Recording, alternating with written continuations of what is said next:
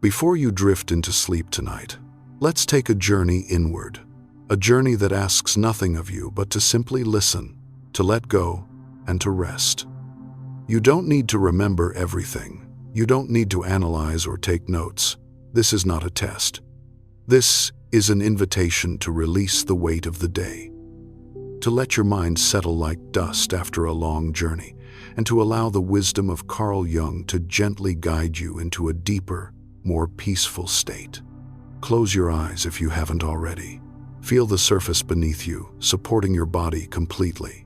Notice your breath, in and out, natural and easy.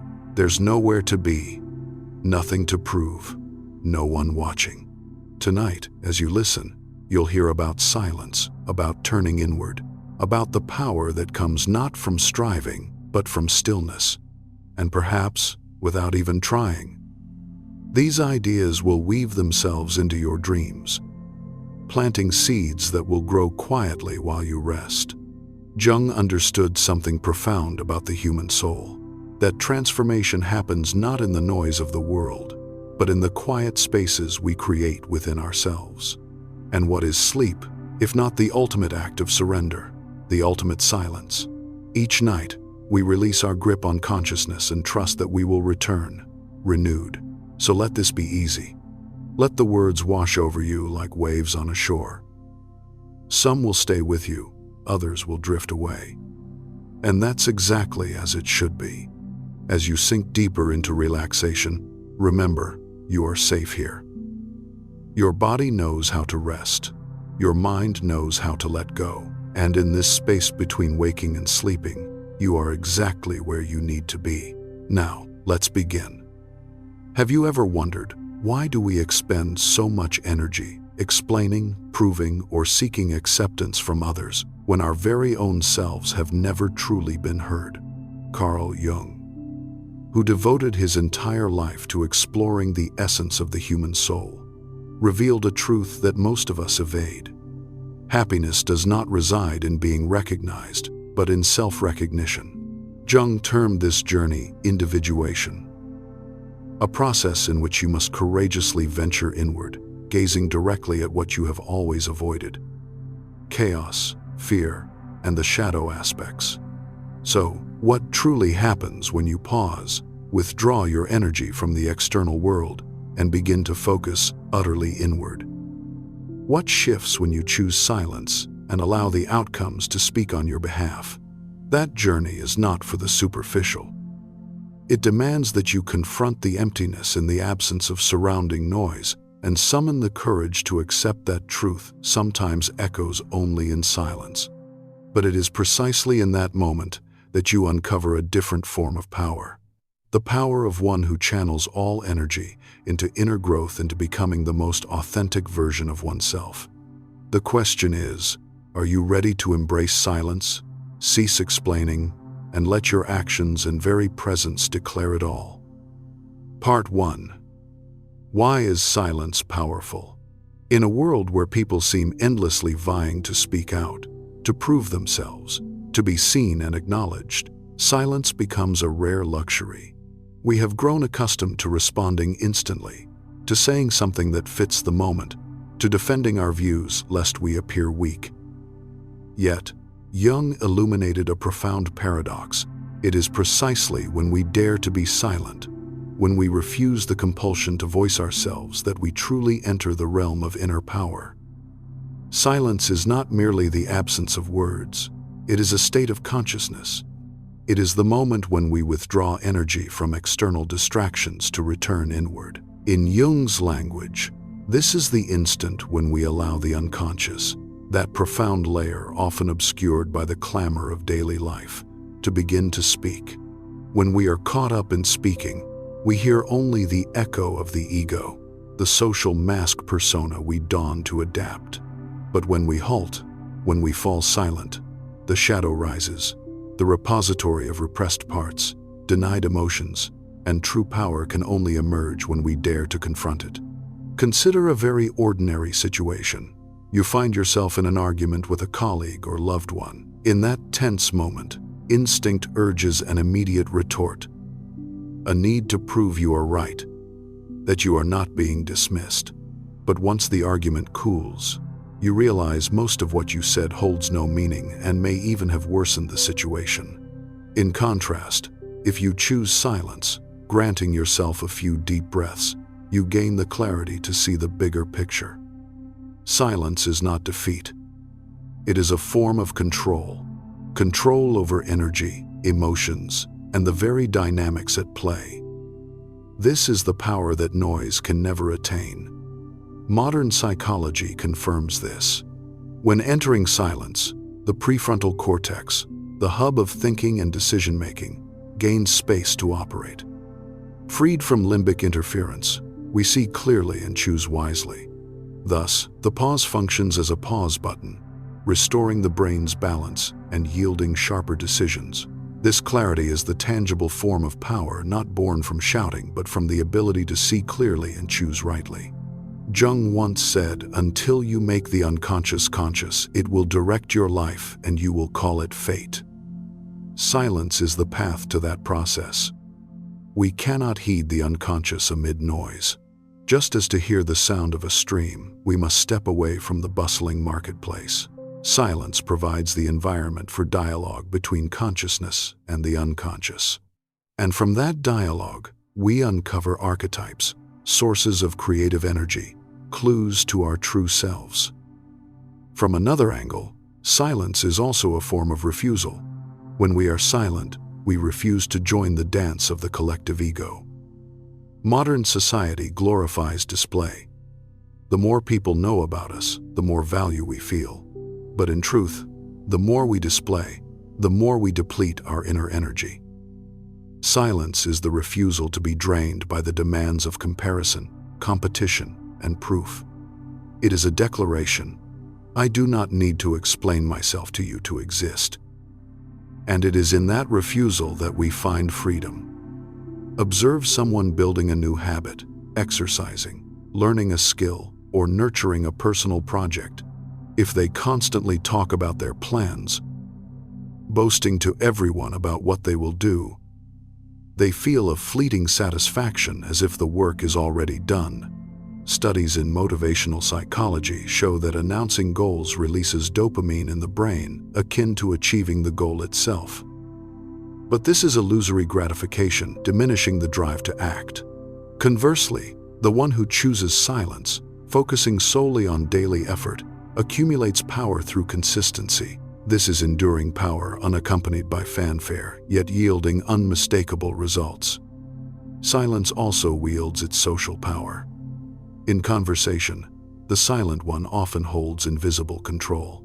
For silence compels others to fill the void, to speculate, to project their own images onto you. Well-timed silence not only renders you enigmatic, but amplifies the weight of your message manifold. Just as in music, the spaces between notes craft the melody. If everything were continuous sound, the piece would dissolve into chaos. It is silence that gives sound its meaning. And in life, silence that lends words their value. Yet the power of silence extends beyond the personal or social. It is the bridge to the spiritual realm, to the mysterious depths of the psyche. Across traditions from Christianity to Buddhism, Sufism to Zen, silence is revered as the path to ultimate reality. Jung, with his fascination for spiritual symbols and myths, saw that silence is not merely a skill but a gateway. Crossing that threshold, the individual transcends the petty ego, opening to a vast connection with the collective unconscious, the repository of humanity's ancestral wisdom. Imagine sitting before a still lake. If the surface is rippled by wind or voices, you see only chaotic waves. But when the water lies calm, it becomes a mirror reflecting the entire sky. The human mind is the same. Only in silence does it turn into a clear mirror reflecting the truths of the universe. This is why silence is power. It not only allows control over emotions, aids wise action, but also unlocks connection to a profound layer of reality that words can never touch. And perhaps you too have known such a moment when silence became the mirror, illuminating what you long dared not face. If so, leave a sign in the comments below. An experience, a memory, or simply a concise phrase, who knows? Your silence might awaken someone still seeking themselves. Thus, stillness is never weakness. It is not retreat, but the gathering of energy, not evasion, but a form of courage. The courage to forego proof, to confront oneself, and to touch truth. In silence, you do not lose power. So before every hasty response, try 3 deliberate breaths and survey the whole. That is the pause button, returning choice to your hands. Part 2. Focusing on oneself is not selfishness, but awakening. But that power holds meaning only when directed rightly inward toward the personal journey. This is where so many misunderstand. They deem self-focus as selfishness, neglecting others and placing the ego above all. Yet Jung would tell you, it is not selfishness, but awakening. For only by becoming yourself can you truly be present for others. We are conditioned by a society that exalts sacrifice, where self-forgetfulness is deemed noble. From childhood, we are taught to think of the collective, to put the common good first. It all sounds right, but taken to extremes, it turns us into shadows of ourselves. We give until depleted, strain to please everyone, and one day awaken to find ourselves strangers in our own lives. This is the affliction Jung called the loss of the authentic self, leaving only the social mask, the persona. Focusing on oneself does not mean withdrawing into selfishness, but returning to reconnect with one's own center. Imagine you are an ancient tree. If you do not nourish your roots with soil, water, and light, you cannot offer shade to anyone. A tree cannot say, I need no soil, I only need to shelter others. The truth is, it must draw sustenance, nurture itself first. And that is not selfishness. It is the law of survival. Humans are no different. If you neglect your inner world, fail to build your own growth, you will soon exhaust yourself and succumb to spiritual burnout. The state now termed burnout. A real-world example. Consider mothers who strain endlessly for their children. They work ceaselessly, sacrifice personal hobbies, and even overlook their own health. Such love is admirable. But do you see how many children grow up insecure? For they sense their mother's fatigue and tension, and their subconscious learns that love means endurance, self-sacrifice. In contrast, a mother who tends to herself, maintaining balance, imparts a different lesson. Love means living fully with oneself to radiate peace to others. This is the point Jung emphasized. Self-focus generates radiating power, not selfishness. Modern psychology reinforces this. Studies on self-regulation show that those who prioritize their inner needs exhibit better emotional control, wiser decisions, and healthier relationships. Conversely, those who perpetually ignore themselves to appease others fall prey to anxiety, depression, and feelings of exploitation. They believe they live altruistically, but in truth, they dwell in the bondage of fear of rejection, unloved, unaccepted. Jung called this the dominance of the shadow. When you continually suppress your needs, that rejected part does not vanish. It burrows into the unconscious, growing stronger until it erupts as anger, envy, exhaustion, or even illness. Thus, self-focus is not merely a wise choice, but a responsibility. It is how you dissolve the shadow before it engulfs you. Jung always stressed, you cannot give the world what you yourself lack. If you hold no peace, you sow tension. If you bear no self-love, you offer only bitter sacrifice. Self-focus also means daring to gaze at your most authentic parts, both light and dark. It is the courage to face what you typically evade. Smallness, latent selfishness, weakness you dare not admit. In focusing, you neither idealize nor judge yourself. You look squarely, and in that direct gaze you grow. This is not selfishness but awakening, a state where illusions no longer blind you, where you assume full responsibility for your life. Think of those who amid crisis choose to turn inward. Many emerge from loss, illness, or shock more insightful, profound, and empowered. Why? Because crisis forces them to cease chasing others, to focus on themselves for survival. And that focus opens the door to awakening. They no longer live for recognition, but for truth. Jung termed this the onset of individuation, the journey to becoming one's true self, no longer dissolved in collective expectations. Do you know Oprah Winfrey? She endured a childhood scarred by abuse, rejection, and poverty. But rather than let that shadow consume her, Oprah turned inward, confronting pain, learning to heed her inner voice and heal. That journey transformed her into one of the world's most inspiring icons. Oprah once said, "Turn your wounds into wisdom." This is vivid proof of self-focus's power after a crisis. And it is not only the great figures who tread this path. It might be an ordinary man who lost his job after years of company loyalty. Initially, the shock plunged him into confusion and disorientation. But instead of wallowing in resentment, he chose time for reflection, learning a new skill, exercising regularly, journaling daily to grasp his emotions. A year later, he not only secured a better job, but also emerged more confident, resilient, and intentional in living. Self-focus is both revolutionary and healing.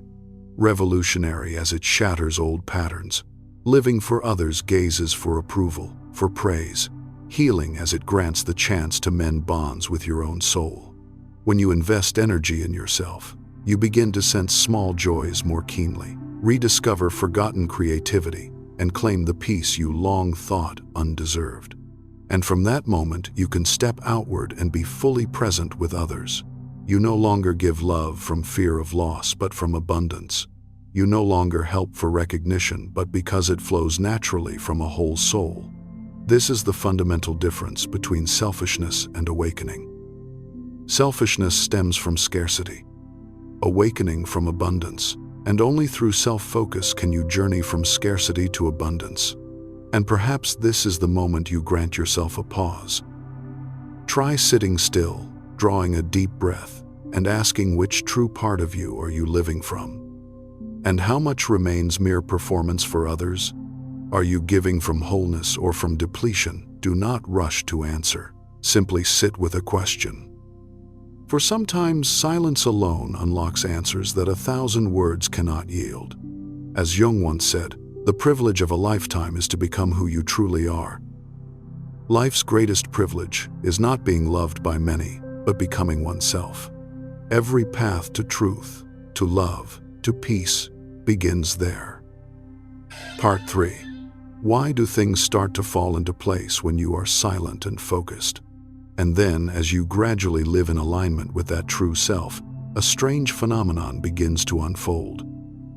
The external world seems to mirror the changes within you. What once appeared coincidental becomes meaningful.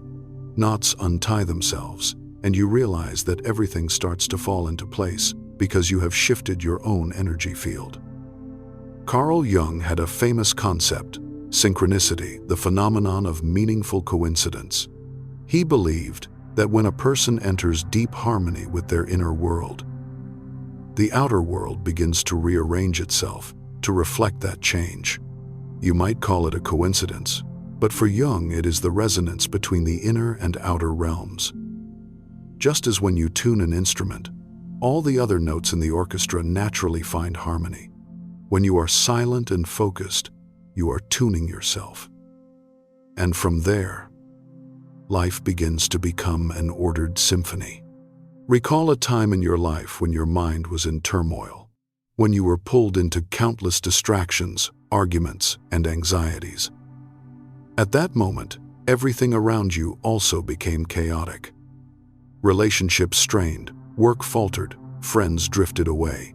Conversely, there are times when you are focused, clear, and consistent in action, and you find life opening doors.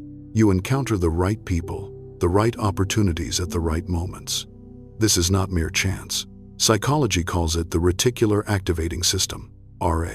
a filtering mechanism of the brain. When you focus on something, the RA automatically brings related opportunities, information, and connections into your field of vision. In other words, when you change within, the world outside changes accordingly, because your brain has been reprogrammed to perceive the new order. Jung went beyond neuroscience. He believed that our personal unconscious is connected to a collective unconscious, a shared energy field of humanity. And when we live in alignment with our inner essence, we resonate with this field, causing what suits us to naturally appear. This is why those who live authentically often have strong intuition, encountering strange serendipities that others cannot explain. But in truth, it is the reflection from the inner world onto the outer. Imagine a mirror. When it is covered in dust, the image you see is distorted and blurry. But when you wipe away the dust, the reflection becomes clear. Life is the same. When you are dominated by noise and distraction, what you attract is chaos. But when you are silent, focused, you are wiping clean the inner mirror. And immediately the reflected world becomes clear, luminous. Things fall into place. Not because the world suddenly changes, but because you have changed your perspective, your way of interacting with it. A familiar example. Have you ever noticed that when you decide to buy a certain car, suddenly you see that model everywhere? This is not because suddenly more people are buying the same car as you, but because your mind has been tuned to notice it. Life operates the same way. When you focus on personal growth, you begin to see opportunities, relationships, and paths that serve that journey. What you focus on expands. This is a fundamental principle of both psychology and Jungian philosophy. The key here is life begins to align not through some mystical arrangement from outside, but as the natural consequence of a soul that has found inner order like a small boat in the ocean. When the rudder is loose, the boat is easily swept aimlessly by waves. But when you grip the rudder firmly, though the sea remains vast, the boat begins to head in the right direction. Silence and focus are precisely that, gripping the rudder of your life. And from there, external storms no longer rock you as before. One of the clearest real-world examples is in those who have experienced disorientation and then chosen to live fully with themselves. Some leave stable jobs to pursue artistic passions. Others end long but toxic relationships to reclaim freedom. Still, others quietly step away from the crowd, devoting time to learning and personal development. At first, they all face doubt, loneliness, and judgmental gazes from outside. But then one day you see that they begin to meet the right supporters, find fitting work, and harvest successes they once could not imagine. This is not good luck. It is the result of placing themselves in harmony with their true path. However, there is an important truth. You cannot pretend to emit the energy you want while inside you are chaotic and misaligned with it. Many try to positivize themselves by repeating affirmations, forcing smiles, or crafting a perfect image on social media. They think that faking it until you make it is enough. But the universe is not fooled by the mask. Others may be impressed by the exterior, but the collective unconscious, the energy field Jung always spoke of, senses directly from your true frequency. This is why so many talk about success but never attract it. They share about love but continue encountering wounding relationships because their true energy still holds doubt, fear, and inner division. And this dissonance creates noise that causes life to reflect the chaos. Jung once emphasized, one does not become enlightened by imagining figures of light, but by making the darkness conscious.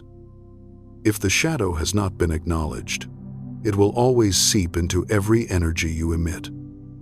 Thus, the prerequisite for things truly falling into place is that you must be honest with yourself, not pretending peace, but truly embarking on the healing journey. Not denying the shadow, but daring to confront and integrate it. When within you becomes unified between consciousness and unconscious, light and shadow, the energy you emit will naturally be potent and clear. Remember, the universe is never chaotic, only our minds are. And when we are silent, when we focus, the inner chaos dissolves. The outer world immediately becomes a mirror reflecting that clarity. This is why calm, focused, quiet people often give the impression that they attract everything. They do not need to compete, do not need noise, yet doors seem to open for them because they have opened the door within themselves. So when you feel everything is disordered, when life seems against you, it may not be the off-kilter world, but you who have strayed from your center. The solution is not to run seeking more answers outside, but to stop, be silent, and focus.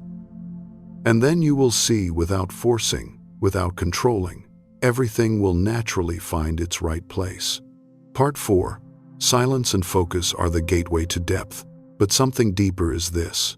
Silence and focus do not merely help you regain external balance. They open a far vaster inner journey. For when order is re-established on the surface, the door to depth begins to crack open, where you can confront the most mysterious layers of the soul, where light and shadow coexist. The space Jung called the realm of individuation. Depth in Jung's philosophy is not some abstract, distant concept. It exists within us right here, right now. But ordinarily, we are drowned in the surface. Noisy news, meaningless comparisons, words that demand response, roles we must strain to uphold. Then the mind is like a lake, constantly stirred by the wind. Beneath there are countless creatures, currents and secrets, but we never see them. Only when the water stills, when silence is established, do we glimpse that depth. This is why silence and focus are the gateway, because they restore to the mind the ability to peer to the very bottom. To truly step through this gateway, you need to create small silences for yourself. In everyday life, it could be turning off all screens and sitting in quiet for a few minutes after a long day, letting the mind not be led astray by notifications and news. It could be the habit of breathing deeply in and out before reacting to criticism, as if wiping dust from the inner mirror. It could be writing a few lines in a journal at nightfall, not to judge yourself, but to allow suppressed voices the chance to appear on the page. These practices may seem small at first glance, but they are the keys that gradually unlock the door to the deeper lands of the soul. Imagine descending into a deep cave in the earth. When still holding a blazing torch, the firelight casts jagged shadows on the walls, distorting everything so you see only chaos. But when you lower the torch, allowing your eyes to adjust to the darkness, you begin to discern the true forms. Intricate cracks in the stone, glistening veins of ore, even ancient carvings hidden in the walls. The soul is the same. When shrouded in noise and the glaring light of social roles, we live only with the surface mask, the persona. But in silence, when no clamor obscures, we see the forgotten parts, primal fears, secret longings, wounds never healed. And this is what makes many fear silence, because they know it will force them to face the voices long imprisoned in the shadows.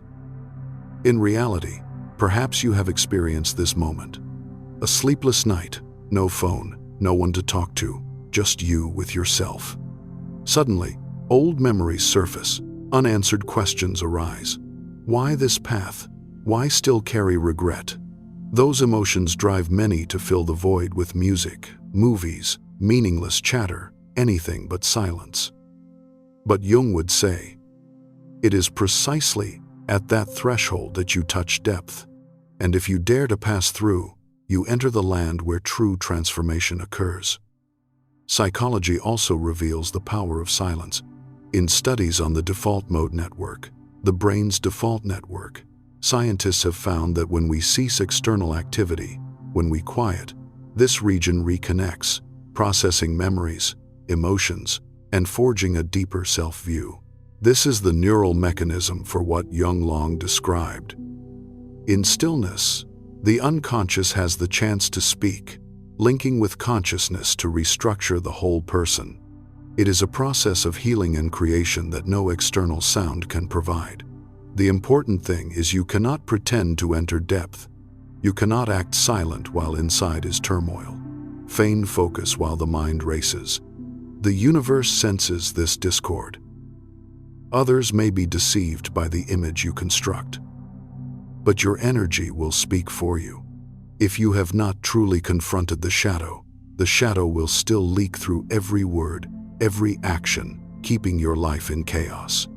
But if you dare to be honest with the emptiness, dare to sit in silence and let the buried voices be uttered, you will begin to feel a new unity.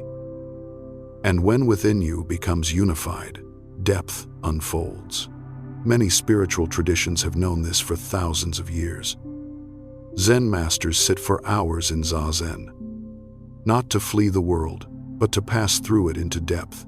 Hermits withdraw from crowds, not to deny life, but to find truth within it. In Christianity, the image of desert hermits and ascetics, like St. Anthony the Great, father of the hermits, carries the same spirit.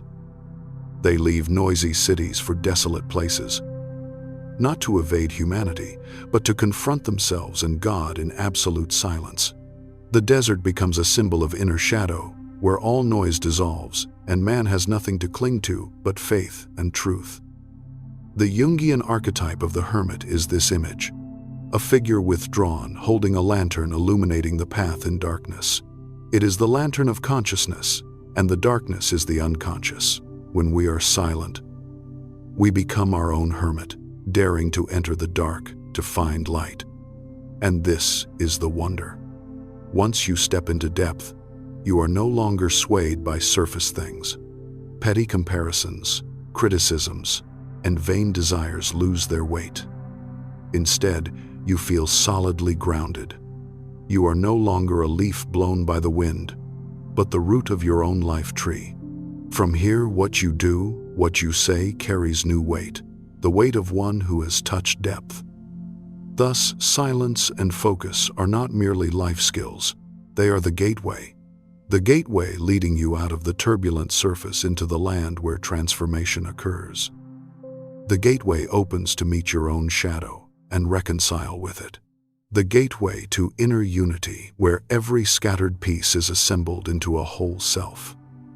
This is why Jung once said, "Your visions will become clear only when you can look into your own heart." Who looks outside dreams, who looks inside awakes. One who only looks outward forever chases vague dreams.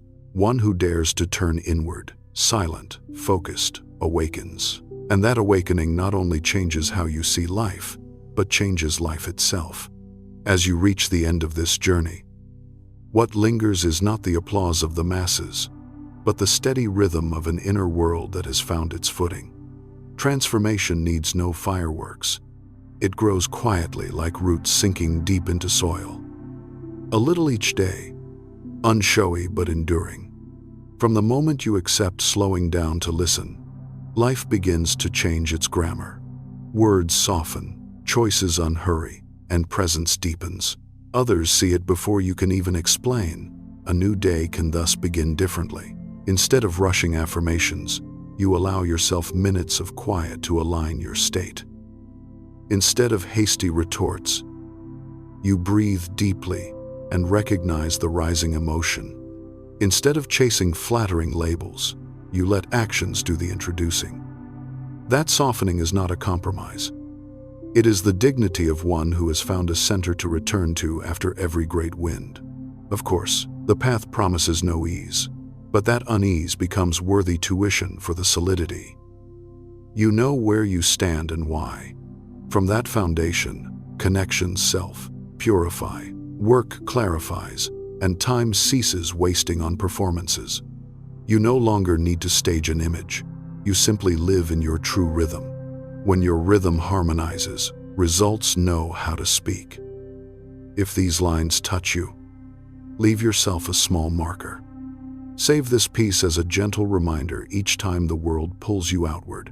So what happens when someone who has embraced silence, who has turned inward and done the work of self-discovery, now turns their attention to the world around them? What do they see that others miss? Have you ever wished you could read someone's mind, to know what they truly think, feel, or hide behind that smile? The truth is, you already do that every day. You just don't realize it. And if you've truly walked the path of silence and self-focus, you're about to discover that reading minds is not what you thought it was. Have you ever wished you could read someone's mind to know what they truly think, feel, or hide behind that smile?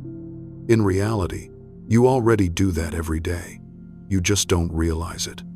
Every glance you try to decode, every sentence you analyze, every behavior that confuses you, all are unconscious attempts to understand the human mind. But Carl Jung once warned, most of what we think is understanding others is, in fact, just us projecting our own unconscious onto them. Reading minds is not a miracle. It is an art. The art of seeing through the social mask, to touch the unconscious part that drives behavior, emotion, and choice. When you understand that structure, you no longer need to guess. You simply see. In today's video, we will explore one of Carl Jung's deepest concepts: how 3 simple questions can unlock anyone's unconscious. This is not a manipulation technique, but the art of perception. Seeing what others don't say, feeling what they haven't yet admitted. And if you truly apply this, you won't just read others. You'll begin to understand yourself at the deepest level. Are you ready to discover the 3 questions that can completely change the way you see people? Number 1, the illusion of reading minds. You're already doing it. Do you think reading minds is a superpower? In fact, you do it every day. You just don't realize it. Every time you look at someone and wonder, is he mad at me? Is she being sincere? Or is there a hidden meaning in that sentence? You are trying to read the human mind. We do this as naturally as breathing, because our survival instinct makes us want to know what others think, feel, and whether they're a threat or safe. But what Jung discovered is this: most of what we read doesn't come from the other person. It comes from our own unconscious. Think back to the last time you walked into a room, saw someone not look at you, and instantly thought, they don't like me. Yet, another person in the same situation might think, maybe they're just preoccupied.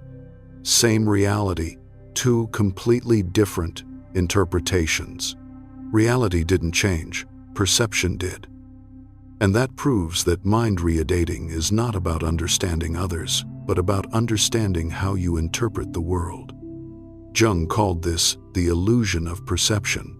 Our mind is not a transparent mirror reflecting objective reality. It is a lens tinted by emotion, memory, and bias. When we look at someone, the unconscious instantly scans thousands of stored memories to find familiar patterns. Who once looked like this? Who once hurt me? Who once made me feel loved? Then it labels, assumes, and we call that intuition. But what we often call intuition is emotional memory reactivated. A therapist once said, when a client tells me, I feel that person is dangerous, I often ask, or are you remembering the feeling of danger you once had with someone else? That question changes everything about how we read people. Because if you just listen to your unconscious reactions without checking them, you're reading your own mind, not theirs. But don't get it wrong. Jung didn't deny that humans can be empathic. He meant that most of us don't yet know how to truly do it. We read others through fear, through wounds, through the need to be loved instead of through quiet presence.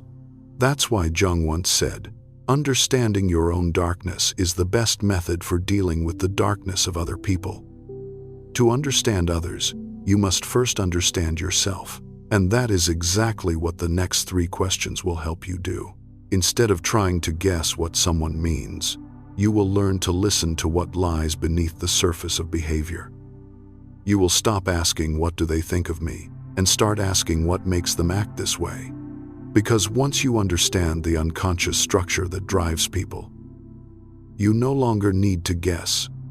You will see through the mask everyone wears, not with your eyes, but with awareness. I once knew a woman.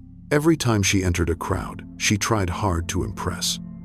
She talked a lot, shared her achievements, always. Wanted to be the most interesting person in the room. Someone who doesn't see deeply would think she's arrogant, attention-seeking. But someone who truly sees would notice something else. That wasn't confidence. It was fear. The deep fear of being overlooked. Beneath that radiant shell was a soul in defense, trying to prove she was worthy of being seen. And when you recognize that, your judgment softens into silent compassion. Because reading minds, in the way Jung described, isn't about guessing someone's thoughts. It's about seeing the unconscious motives driving their actions, the parts of them that don't yet feel safe enough to show. According to Jung, mind readating isn't a trick. It's the ability to see through the persona, the social mask everyone uses to protect the ego. The more confident someone appears, the more fragile they may be inside. The more someone speaks of morality, the more they might fear being exposed as weak. And once you learn to look, you'll realize people don't say what they think, they express what they fear. That's why Jung believed that to understand someone, you don't need hours of complex psychological analysis. You only need to ask the right questions. Not the questions they want to hear, but the ones that reach the deepest layer of the unconscious where logic can't hide. These 3 questions don't even require verbal answers, because sometimes all it takes is observing a reaction, a look, or an energy, and you already know. In the next part, we will explore the first question, simple yet powerful enough to reveal the entire psychological structure of a person. What do they fear losing? Because as Jung once said, fear always reveals the shadow a person tries to hide. And when you can see that fear, you don't just read them, you read the unconscious moving within them. Number 2. The first question. What do they fear losing? There is a question that seems simple, but if you truly understand how to use it, it can completely change the way you see people. What do they fear losing the most? When you ask this question, you step into the deeper layers of psychology, where silent fears shape a person's words, actions, and even destiny. Because Carl Jung once said, "Until you make the unconscious conscious, it will direct your life, and you will call it fate." Fear is the mirror of the soul. It not only reveals what someone is trying to hide, but also shows you which part of them is in control. The one who fears losing love will try to please. The one who fears losing freedom will always keep a distance. The one who fears losing their image will create a perfect mask. When you ask the question, what do they fear losing? You begin to look beyond surface behavior and touch the unconscious motive where their true self trembles in search of safety. I once heard the story of Claire, intelligent, confident, yet always overreacting whenever she was criticized. Just a small comment was enough to make her feel offended. She would argue, defend herself, sometimes even cut off contact as if protecting something precious. If you only look at her behavior, you'd see arrogance. But if you ask, what does she fear losing? You'll see the fear of being disrespected. Deep down, Claire wasn't defending her pride. She was protecting the feeling of being enough, something she had sacrificed a lot to gain. When you see that, judgment melts away, replaced by compassion. That is the power of this question. It melts the ice between 2 souls. When you look at others through its lens, you stop reacting. You begin observing. You no longer want to win the conversation, but to understand. And that quiet presence makes the other person feel safe, because for the first time they are not being analyzed but seen.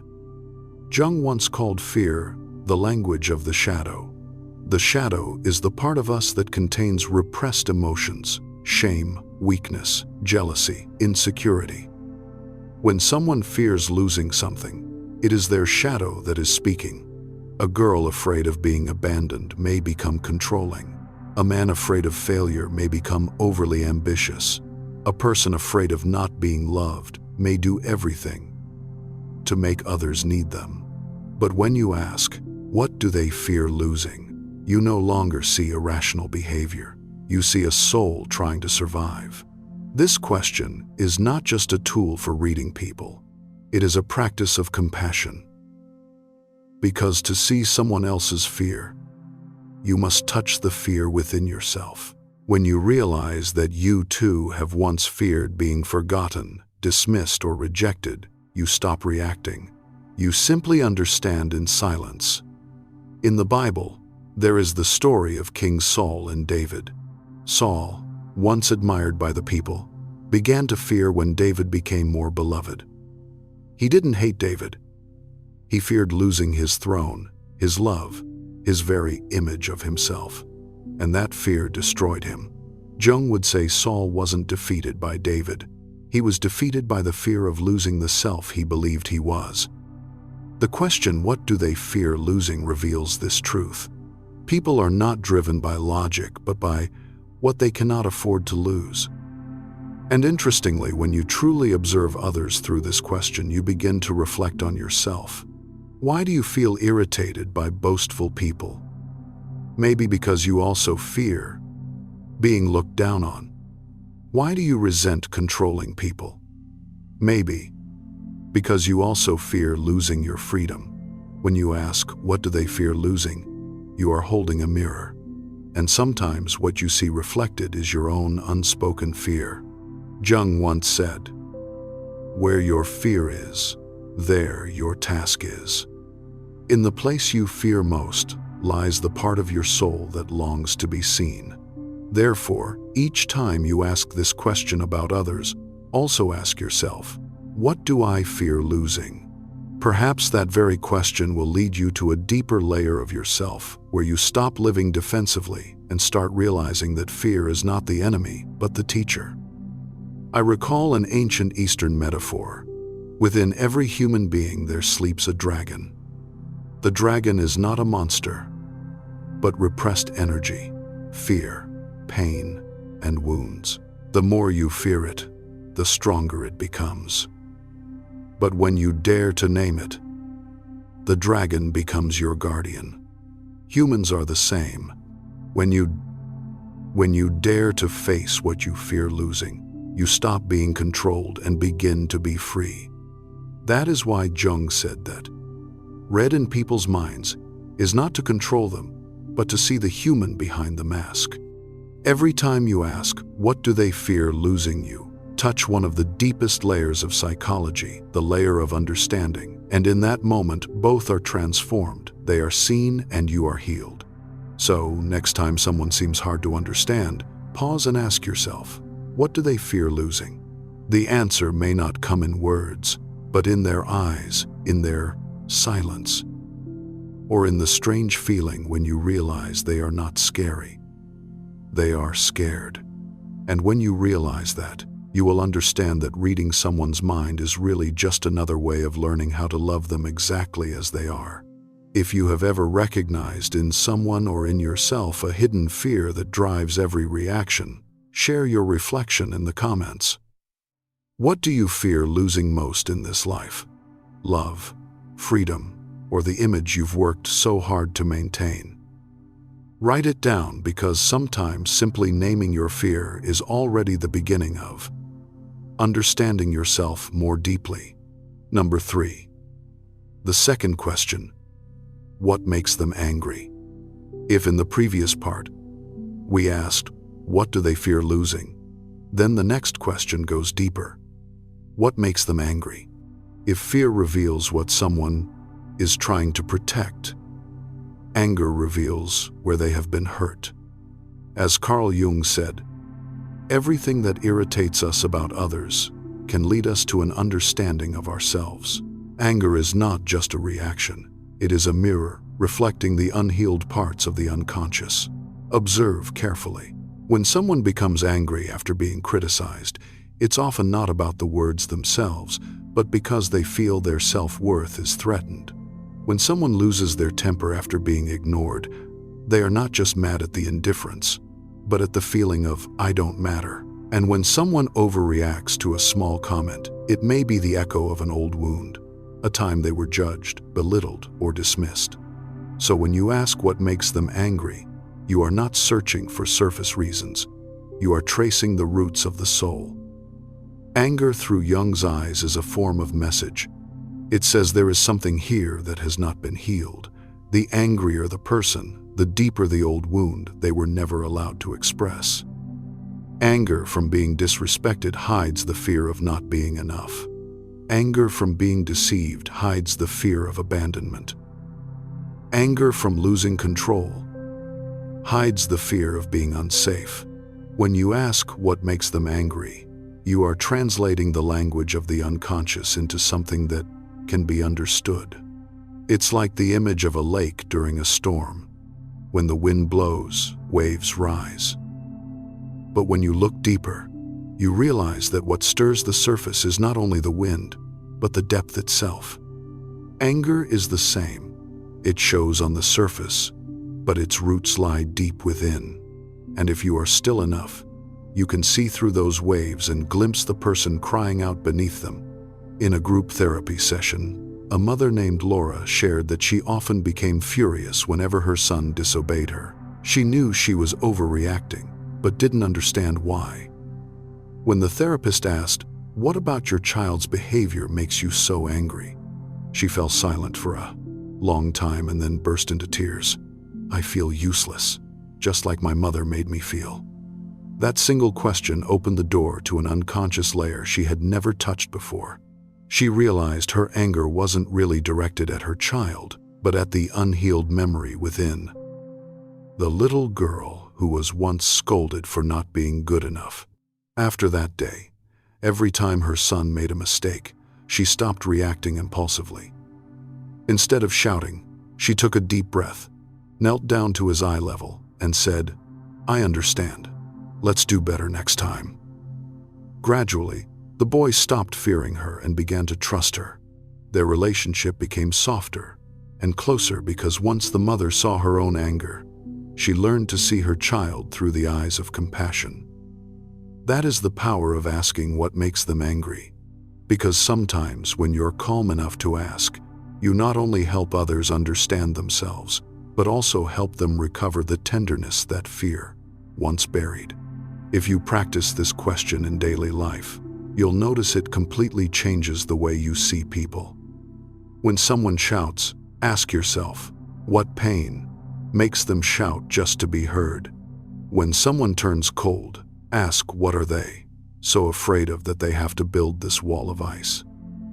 Each question like this expands your heart. You stop wanting to react and start wanting to understand. And in that moment, you not only read their mind, you touch their humanity. Neuroscience has explained this. When humans become angry, the primitive emotional center of the brain is activated before the rational part can intervene. That means anger is often an unconscious reaction, not a deliberate choice.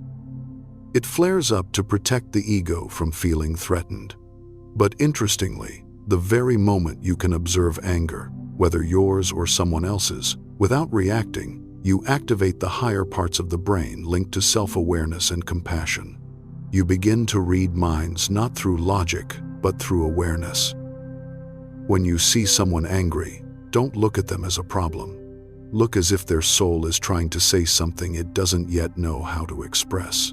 And perhaps that's why truly calm people are not calm because they have no darkness, but because they have faced it. They don't let anger control them because they've realized anger is not the enemy but a signal. It points us toward the place that needs healing, toward the wound that once recognized will no longer have power over us. So, next time you want to read someone, don't just listen to what they say. Listen to what makes them angry. That is the most primal language of the soul. When you can see through anger, you don't just see who they are. You see your own shadow reflected within them, and in that moment, true understanding begins. Number 4. The third question. How do they treat those who cannot benefit them? If the second question helps us see what someone fears losing, then the third question reveals who they truly are. How do they treat those who cannot benefit them? Carl Jung once said that a person's true nature cannot remain hidden forever because the unconscious always finds a way to express itself through everyday behavior. Some people use words to show kindness. But if you simply observe how they treat the waiter at a restaurant, the janitor, or someone they don't need to impress, you will see their real character. True kindness is not a social strategy, but the instinct of a mature soul. A truly compassionate person isn't kind to be praised. They are kind because they cannot be otherwise, because within them consciousness and instinct have already merged. The ego and the soul have become one. I once heard a story from a viewer named Amelia, a creative director at a major media company. To everyone around her, she was the image of success, eloquent, graceful, respected wherever she went. But one evening after a meeting, she went out for dinner with her team. When the young waiter brought the wrong dish, she didn't get angry or annoyed. She simply smiled and said, "It's okay. I've done this job before. I understand the pressure." The whole table fell silent for a few seconds, and then someone said, "Now I understand why everyone loves working with you."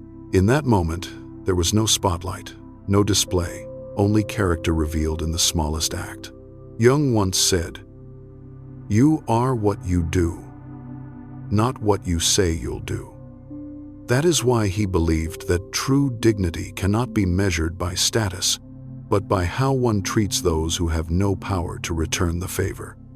On the psychological level, the way we treat the powerless reflects our relationship with the powerless part of our own soul. Those who tend to look down on others are often those who have not accepted their own helplessness or wounds. Meanwhile, those who can empathize with others are the ones who have learned to embrace the imperfect parts within themselves. There is one image I will never forget. The image of Princess Diana. In the 1980 seconds, amid glittering parties and royal fame, people saw her kneeling down, holding the hands of AIDS patients when most of the world still shunned them.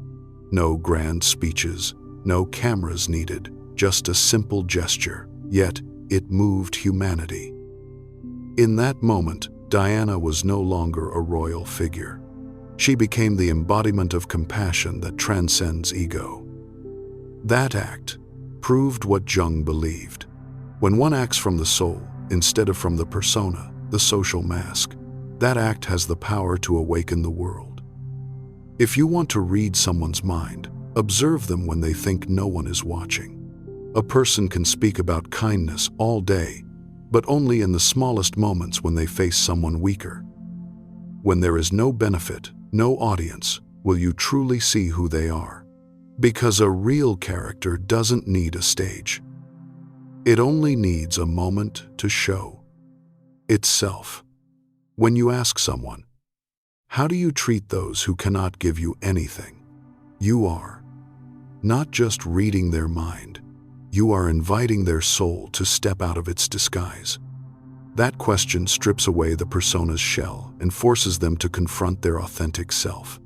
They may avoid the answer or be surprised, but the unconscious will remember. And that is the first step toward awakening. If you look closely, the world is divided into two kinds of people: those who use kindness as a tool and those who live kindness as an instinct. The first acts with purpose. The second acts because they can't do otherwise. A person may speak beautifully and perform good deeds, but if their motivation is recognition, it is still the ego in control. Only when an act no longer needs a reward do we touch the level of the soul. There is an old story about two potters in an ancient village, both renowned for their skill. One only made perfect vases when customers were watching, while the other quietly shaped clay even when no one was there. One day, someone asked the second potter, "Why do you still polish the bottom of the vase, the part no one sees?" He smiled and said, "Because someone does see me." That is the quality of a mature soul, doing what is right, even when no one is watching. And that is also how you can read minds at the deepest level. not through mystical intuition, but through quiet observation. When you see someone bending down to help a stranger without expecting thanks, when you hear someone speak kindly, even to those of no status, you are witnessing the presence of their soul. Ultimately, the question, how do they treat those who cannot benefit them, is also a mirror for ourselves. The way we see others reflects how we treat the fragile parts within us. When you learn to be gentle with those who have nothing to give back, you are also learning to be gentle with the vulnerable side of your own soul. And perhaps that is what Carl Jung wanted us to understand, that reading others is not about control but about awakening our humanity, because in the end, the deepest mind cannot be read by the intellect. It can only be felt by a heart that has learned to see the soul in every human being, even in the smallest of moments. If you believe that the world needs more acts of kindness done without expectation, press like to share this message. Every like is not only a way to support this channel, but also a reminder that true kindness still exists in small gestures, in quiet people, and within you. Number 5. The mirror principle. We don't read them, we read ourselves. After the 3 questions Jung proposed about what people desire, what they fear, and how they treat those who cannot offer them anything, there lies a deeper paradox that few notice. When we read others, we are not truly reading them, but reading ourselves. Jung once said, "Projections change the world into the replica of one's own unknown face." Every time we look at someone and immediately feel a strong emotion, irritation, contempt, envy, or even fascination, that reaction is not objective. It is a mirror reflecting the unconscious part of us that we have not yet dared to face.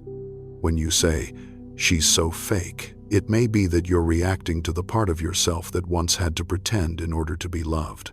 When you think someone is arrogant, perhaps you are confronting the confidence within you that you've learned to suppress in order to be accepted. When someone provokes you, it might be your own desire for freedom rising up, demanding to live authentically. We do not see the world as it is. We see it as we are. In a Jungian therapy session, a woman once said she felt extremely uncomfortable around a young, talkative, confident coworker. "She drives me crazy," she said, "always showing off, always too confident." The therapist smiled and asked, "Are you sure you hate her confidence? Or do you hate that she expresses what you don't allow yourself to express?" The room fell silent. The woman looked down and whispered, "I think you're right. I was taught that women shouldn't stand out too much." In that moment, she realized what bothers us in others is often what we were once forbidden to become. This is how the shadow operates. When we do not accept a part of ourselves, anger, ambition, jealousy, or the need to be seen, we push it into the unconscious. But it does not disappear. It simply projects itself outward, wearing the faces of others like living mirrors. Jung called this psychological projection a defense mechanism that makes us believe the problem lies in others, when in truth, they are only reflecting what remains unhealed within us. Jung said that the journey of growth is not about becoming better, but about becoming whole. It means seeing both the light and the dark within yourself without judgment. When you stop blaming and start observing yourself, you stop being a victim of emotion and become a student of your own soul. Then every interaction becomes a lesson. The person who hurts you is no longer an enemy, but a teacher showing you where you are still not free. One image I love to describe this is that of the moon and the ocean. The moon never touches the water, yet it moves the tides. Others are the same. They don't cause your emotions, they simply pull to the surface what already exists within you. And the more you can look at those waves, without judgment, the deeper you understand the vast ocean of your own mind. When you understand this principle, your entire way of seeing the world changes. Every encounter, every conflict, every strong reaction becomes an opportunity for self-discovery. Instead of trying to read others, you realize that all the clues are already in your own reactions. When someone irritates you, ask what part of me is being touched. When you admire someone, ask what part of me longs to be like that. And when you see someone suffering, ask what part of me has known that same pain. Because, in the end, reading others is not a supernatural ability. It is the art of self-awareness. When you know yourself deeply, you begin to understand everyone, because we are all made of the same psychological fabric.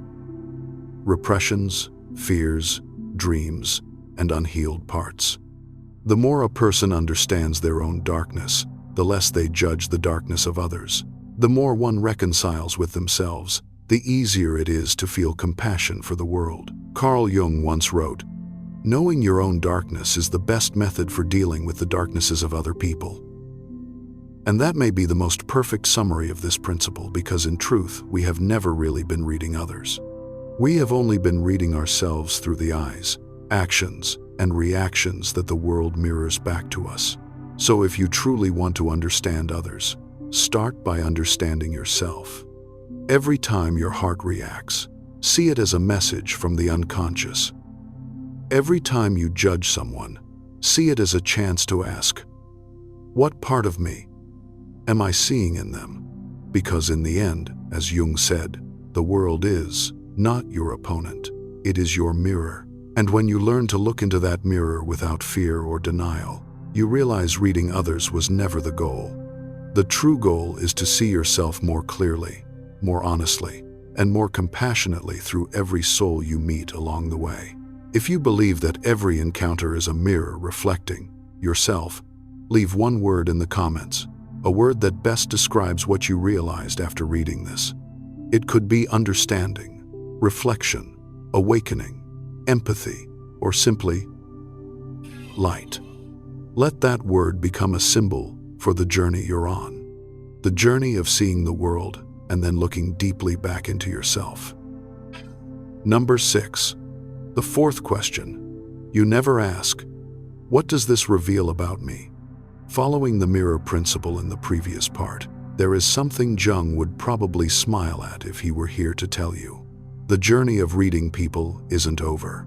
Because after observing, listening, and reflecting, there remains one last question that most of us forget to ask. The fourth and final question, the only one that can open the deepest layer of consciousness. What does what I see in them reveal about me?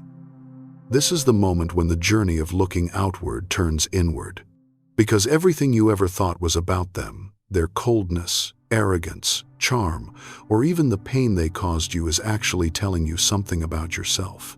Carl Jung once said, "Your vision will become clear only when you can look into your own heart. Who looks outside dreams. Who looks inside awakes." All psychological observation, if not brought back inward, remains an illusion. It's easy to analyze others, but it's hard to realize that our own reactions are the maps of our unconscious. Imagine that you're sitting in an invisible movie theater. The world is the big screen and your mind is the projector. Each time you meet someone, your mind plays its reels: anger, jealousy, admiration, hurt. You think the film is about them, but in truth, it's projected from your own film. Memories, beliefs, and fears buried in the dark. When you're not conscious of this, you live as a spectator of your life, unaware that you're also the director. The outer world is only reflecting the content you're not yet ready to face. In the movie Good Will Hunting, the protagonist Will is a genius hiding behind arrogance and cynicism. He attacks everyone around him, always reading them first so he won't get hurt. But the therapist Shah sees the fear behind that wall. In a famous scene, Shah says, "You're afraid of what you might become if you stop hiding." When Will finally breaks down, we see the truth. People aren't really afraid of others understanding them. They're afraid of understanding too clearly what's hidden inside. Jung's fourth question is an invitation to dismantle that defense. Every time someone hurts you, the universe is giving you a chance to see what is still unhealed. When someone makes you jealous, instead of asking, "Why do they have what I don't?" ask, "What part of me feels lacking?" When someone makes you uncomfortable, instead of judging, ask, "What fear of mine is being touched?" With that small shift in perspective, you move from victim to observer, from reaction to awareness. A woman once shared that she despised fake people. They made her irrationally angry, but through therapy, she realized that what she really hated wasn't them. It was the memory of herself years ago when she had to fake being happy, confident, and strong just to be loved and accepted. She didn't hate others. She hated the part of herself that had been weak, that had worn a mask to survive. And when she could look back on that memory with compassion instead of shame, the irritation disappeared. She said, "I no longer see fake people. I only see people trying to survive the best way they can." That is the transformation Jung called integration.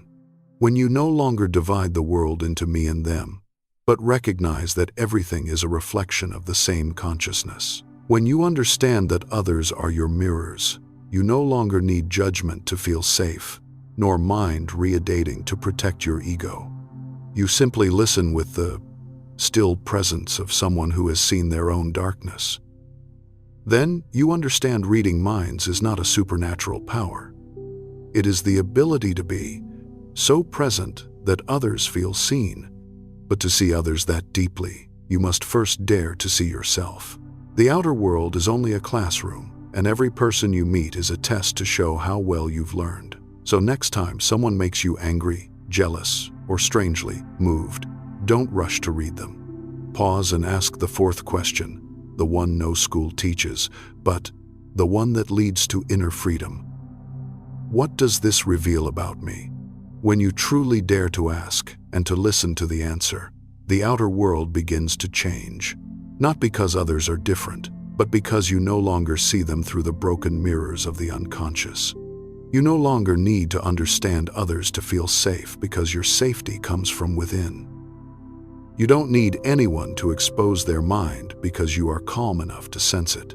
And in that moment, you realize when you truly understand yourself, you no longer need to read others because you begin to feel them not with your eyes, but with your soul. If you want to learn to read others, start by observing the only person you carry into every encounter, yourself. And perhaps in the silence between two breaths, you'll hear the quietest yet truest voice within whisper, "Now I understand." A person who can read minds in Jung's way is not someone with a supernatural gift, but an artist of the soul, someone learning to listen to the human spirit amid a noisy world of pretense and judgment. They don't decode others through logic, nor use intuition as a weapon for control. Instead, they patiently observe as if every glance, gesture, and moment of anger is a language of the unconscious waiting to be understood. Every time they ask, what do they fear losing? What makes them angry? How do they treat those who cannot give them anything? They don't just see others, they see themselves reflected through them. Because as Jung once said, we do not see the world as it is, but as we are. When you understand this, reading minds is no longer a game of intellect. It becomes an art of compassion. When you understand this, reading minds is no longer a game of intellect. It becomes an art of compassion. And perhaps that is the deepest lesson Jung wanted us to learn, that to truly see others, we must first see ourselves. But what happens when that seeing, that reading, that understanding reveals something uncomfortable? What happens when the person you've learned to read is not kind, not lost, not simply wounded, but toxic? When someone uses their pain not as a bridge to healing, but as a weapon to wound others, this is where the journey deepens once more. Because reading minds is one thing, but protecting your soul while standing in the presence of toxicity is another. You can understand someone completely and still choose not to allow them into your inner world. You can see their shadow, feel compassion for their pain, and yet refuse to let that pain become yours. This is not contradiction. This is wisdom. Have you ever wondered, why do some people make you lose your composure in just a few seconds? A word, a glance, a small gesture, and suddenly you're no longer yourself. You become the version they want: angry, hurt, small, weak. In reality, it's not just an emotional reaction. It's the shadow within you being awakened. Carl Jung believed toxic people often do not live in consciousness. They are products of unrecognized wounds of the shadow part they deny and project onto the world around them. When they attack you, they are not truly assaulting you. They are wrestling with the shadow in themselves. And if you respond with the same energy, you become the reflection of what you yourself deny. Respecting yourself does not mean hitting back harder. It is the courage to not react on instinct. The ability to hold steady at your center when everything around tries to pull you away from it. A person with true self-respect does not need to win over others to prove their worth. They only need to not betray their own essence. And that is exactly what we will explore today. How to maintain self-respect in the face of those who make you want to lose it. And when you understand those reasons, you no longer need to fight them. You simply see through them. Stay until the end, because the hardest part is also the part that brings you back to yourself. Part 1. Jung and the nature of toxic people. Toxic people are not always villains in the ordinary sense.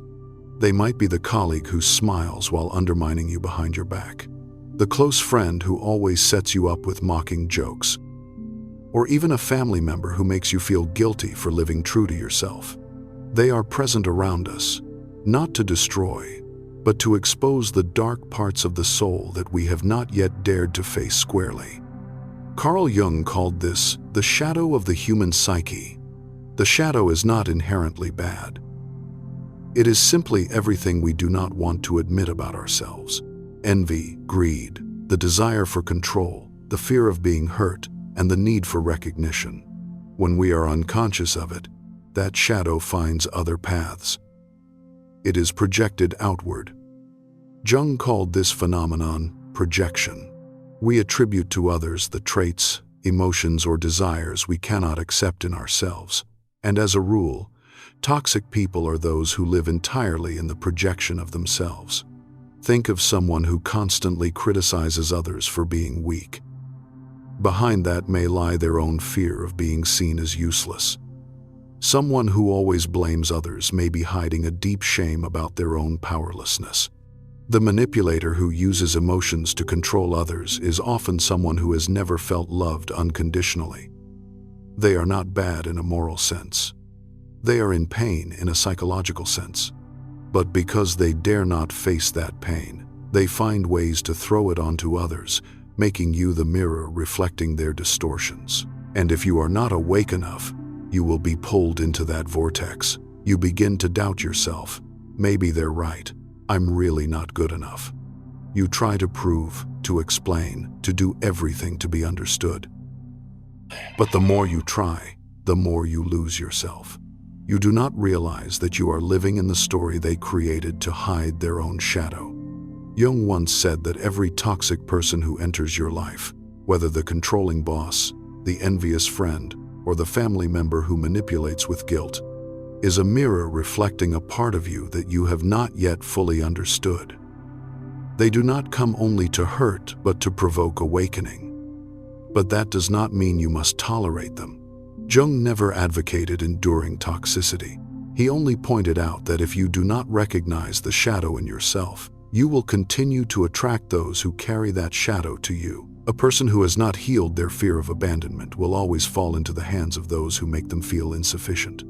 A person who has not recognized their need for recognition will be hurt by those who ignore their value. Toxic people appear as tests from the unconscious. Imagine the unconscious as the deep ocean within you. Its surface is consciousness, where you act, think, and peak. But below is a primordial world full of emotions, memories, and untouched wounds. When you encounter a toxic person, they touch that deep water layer, stirring up waves you thought had calmed. They are the trigger for you to see what in you is still vulnerable, what you are still denying. Try imagining that you always fall into relationships with controlling men. They are jealous. They command. They make you feel wrong even when you are right. You think you just keep meeting toxic people, but you do not realize that you too carry a shadow within. The fear of losing control, of being hurt, of having to be weak. And unconsciously you choose those who control you because deep down you believe being controlled is safer than facing your true fragility. Jung once likened humans to a coin with two sides, light and shadow. The light is consciousness, what we are proud of, what we display. The shadow is the hidden part containing what we fear being exposed. Toxic people in the deepest sense are those who live only by their own shadow. They do not know they are being driven by the unconscious. They attack you to escape themselves. They need you to hurt so they can feel strong, and sadly, they do not even realize it. If you understand this mechanism, you will begin to change your perspective. Instead of seeing toxic people as enemies, you will see them as symptoms of an unhealed soul. Just as a wounded person unconsciously hurts others, a suffering soul unconsciously creates suffering around it. This does not justify their behavior, but it helps you free yourself from the feeling of being attacked. You do not need to carry their wounds. And here we see a profound Jungian truth. Every relationship is an encounter of two unconscious minds. You are not just talking to them. You are interacting with your own unconscious through them. When you are triggered by toxicity, it is a sign that a part of you needs to be seen, acknowledged. Emotions are not the enemy. They are signals. But awakening does not come from trying to change them. It comes from turning inward, recognizing what in you reacted. When you can observe without being swept up, when you can see, this is the wounded part in me speaking, you have begun to step out of the game. The toxic person loses power the moment you no longer react unconsciously, but consciously. Self-respect in this case does not begin with dealing with the toxic person, but with understanding who they are and who you are in facing them. When you understand the nature of the shadow, you will no longer be threatened by it. And when you understand the nature of toxic people, you no longer need to hate them. You only need to not allow them to invade your light.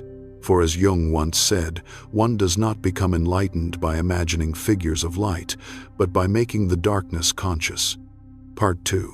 5 Principles for Maintaining Self-Respect in the Face of Toxic People from Jung's Perspective.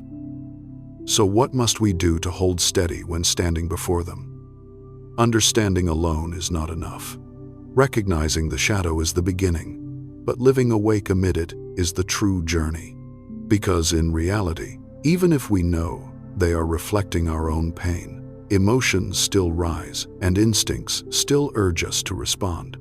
It is precisely in that moment that self-respect is tested, not by resistance, but by awareness. Not by winning over others, but by not losing yourself. Below, we will go through 5 practical principles that Jung might smile upon witnessing, ways to preserve self-respect without becoming someone else. If what you have read so far makes you feel you understand yourself better, leave a small sign, a like, a subscription. Not for the algorithm, but as a silent commitment. I am learning to look within myself, because only when we are together, keep this flame of awareness alive, does that light spread far. And now, let us step into the next part, where understanding becomes practice and Jung's theory becomes the strength to hold your value in the moments that seem most likely to make you lose it. Number 1. Recognize the shadow and refuse instinctual reactions. There is a truth that Carl Jung saw more clearly than most of us.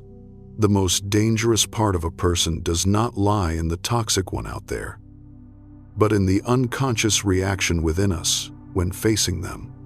When someone insults, offends, or belittles you, the instinctual part in us formed by ancient survival instincts immediately rises. You want to counterattack. You want them to hurt as you are hurting. But it is precisely in that moment that you are being controlled by your own shadow. And if you do not recognize it, you will become the mirror reflecting exactly the person you despise. The first step in practicing shadow recognition is to accept that the shadow exists. Everyone has a part that is aggressive, arrogant, petty, and selfish. The difference is only whether we dare to look at it or not. When you encounter a toxic person, the angry reaction, the hurt, the desire to prove yourself right, that is the voice of the shadow part in you speaking up. Instead of denying or hating it, observe it like a psychologist observing their patient. For example, imagine you are in a meeting and a colleague bluntly criticizes your idea in front of everyone. Heat spreads across your face. Your heart pounds. Your mind floods with sharp retorts. In that moment, the shadow part in you is taking control. But instead of acting, try pausing and asking yourself which part of me is reacting. Is it the fear of being dismissed, the feeling of powerlessness from not being recognized, or anger from past humiliations? When you can name the true emotion, you have separated yourself from it. Recognition is the first step to freedom. The second practice is to maintain a space between emotion and action. When someone attacks, we react immediately. When we feel offended, we fire back. Yet, that gap, just a few seconds, is where you reclaim mastery over yourself. The next time someone sets you ablaze, try slowing down for 3 seconds. Count in your head, 1, 2, 3.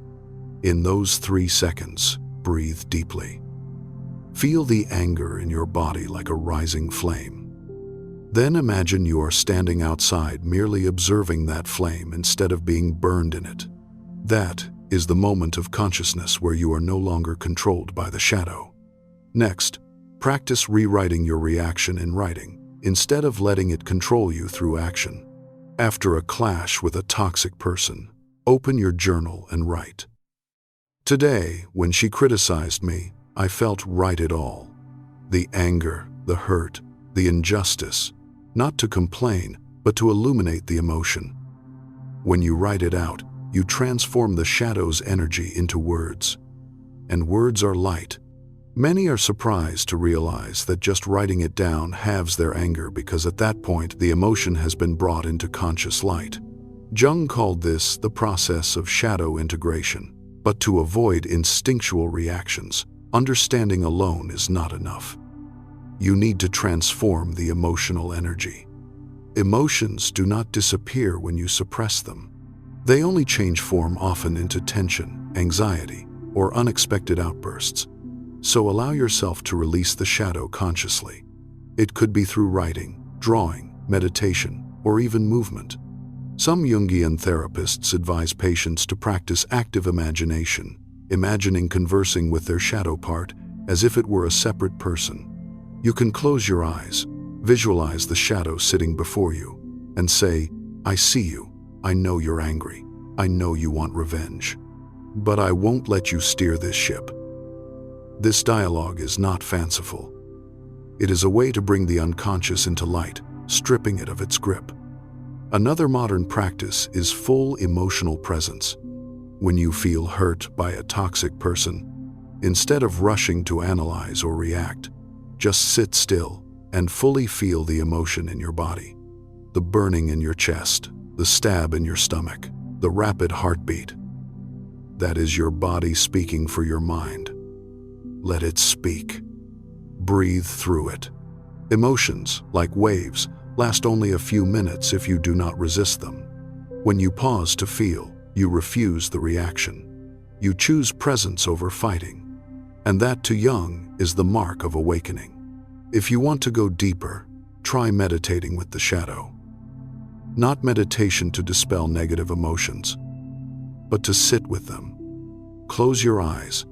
Imagine a scene where you meet your shadow part, perhaps as a figure, a symbol, a face. Ask it, what are you trying to protect me from?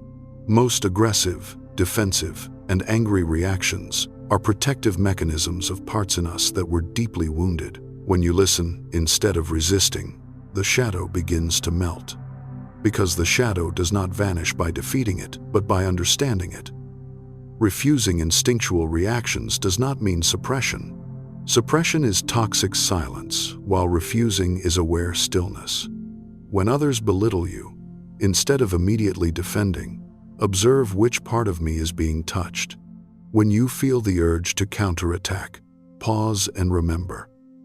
If I respond right now, am I acting from instinct or from essence? Each time you choose conscious silence, you are forging the greatest spiritual strength. Mastery over yourself. The moment you stop reacting, you will hear more clearly the voice in your head asking, "Are they right about me?" And that is when the real challenge begins. No longer a test of anger, but of faith in your own worth. From here, the journey ahead is no longer about restraining reactions, but holding your identity amid attacks. Because only when you do not let others' opinions pierce your self-deafen are you truly free. Number 2, separate your identity from the attacks. No one is truly immune to the feeling of being hurt. No matter how strong you are, just one well-placed word can make you crumble in seconds. A criticism, a contemptuous glance, a cold silence. All have the power to strip your self-esteem if you allow them to reach the deepest place, your identity. But that only happens when you forget one thing. You are not how others see you. You are the one who sees yourself. Carl Jung once said, "The self is not only the center but also the whole circumference which embraces both conscious and unconscious." When someone attacks you, they are not truly harming your essence. They are only striking the ego, the most fragile part of the entire psychological system. The ego wants recognition, wants to be right, wants to be loved. The true self only wants to be understood, and your task is not to protect the ego but to return to the self where attacks cannot reach. So, how do you practice that in real life? Start by listening without absorbing. When someone criticizes you, instead of reacting immediately, imagine a transparent glass pane between you and them. Their words echo.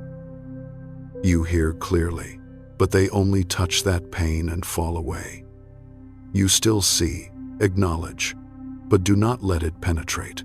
The first feeling may be hurt, but when you do not wear that emotion as your own, it fades. This is the practice of non-identification awareness, a skill Jung considered core to mature consciousness. This practice is not denying reality, but repositioning perception. When someone says you're so useless, you have two choices. One is to let that statement pierce your mind, merge with your identity, and become "I am useless." Two is to let it stop at the door of awareness and ask, where is this person speaking from? From what pain in them? Most attacks are not truths about you, but truths about them. They say it to lighten their own burden, and when you see that, you stop believing they are talking about you. Another deeper practice is to create a safe inner space for yourself. Try imagining a place in your mind where you feel completely whole. Perhaps a natural scene, a quiet room, or simply your breath. Each time you are attacked, return to that place. Inhale. Silently think, "This is me." Exhale. What they say is not me. Do this a few times and you will feel separated from the emotional storm.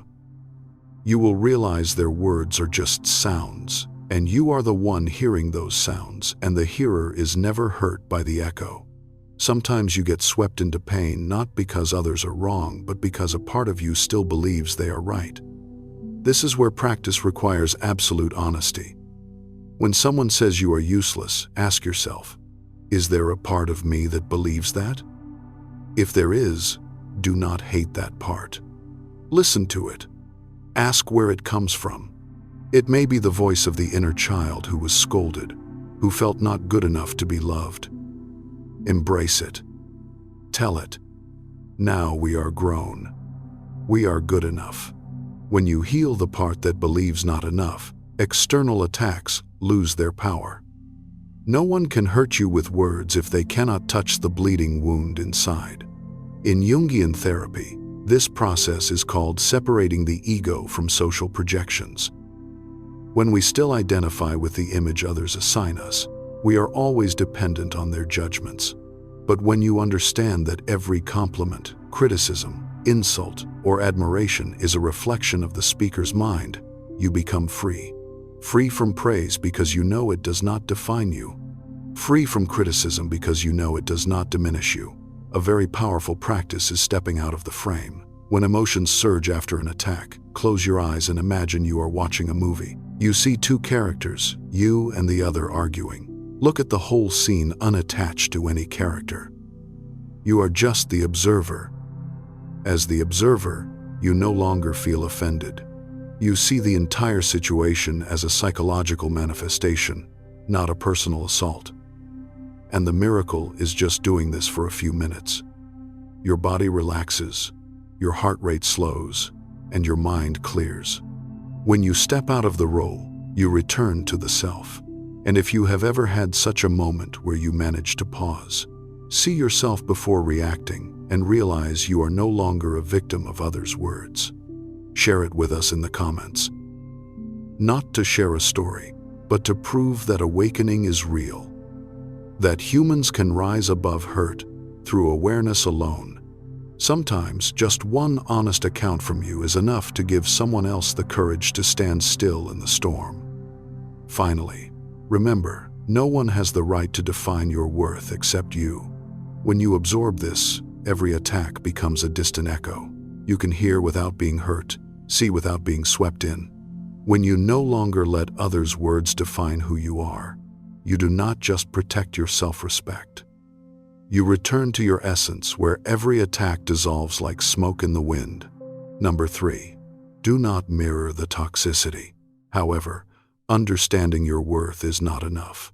Holding your energy is the real challenge, and that is when not mirroring begins. This is the deepest challenge in the journey of self-respect. How to not reflect the toxicity while still maintaining your dignity and strength.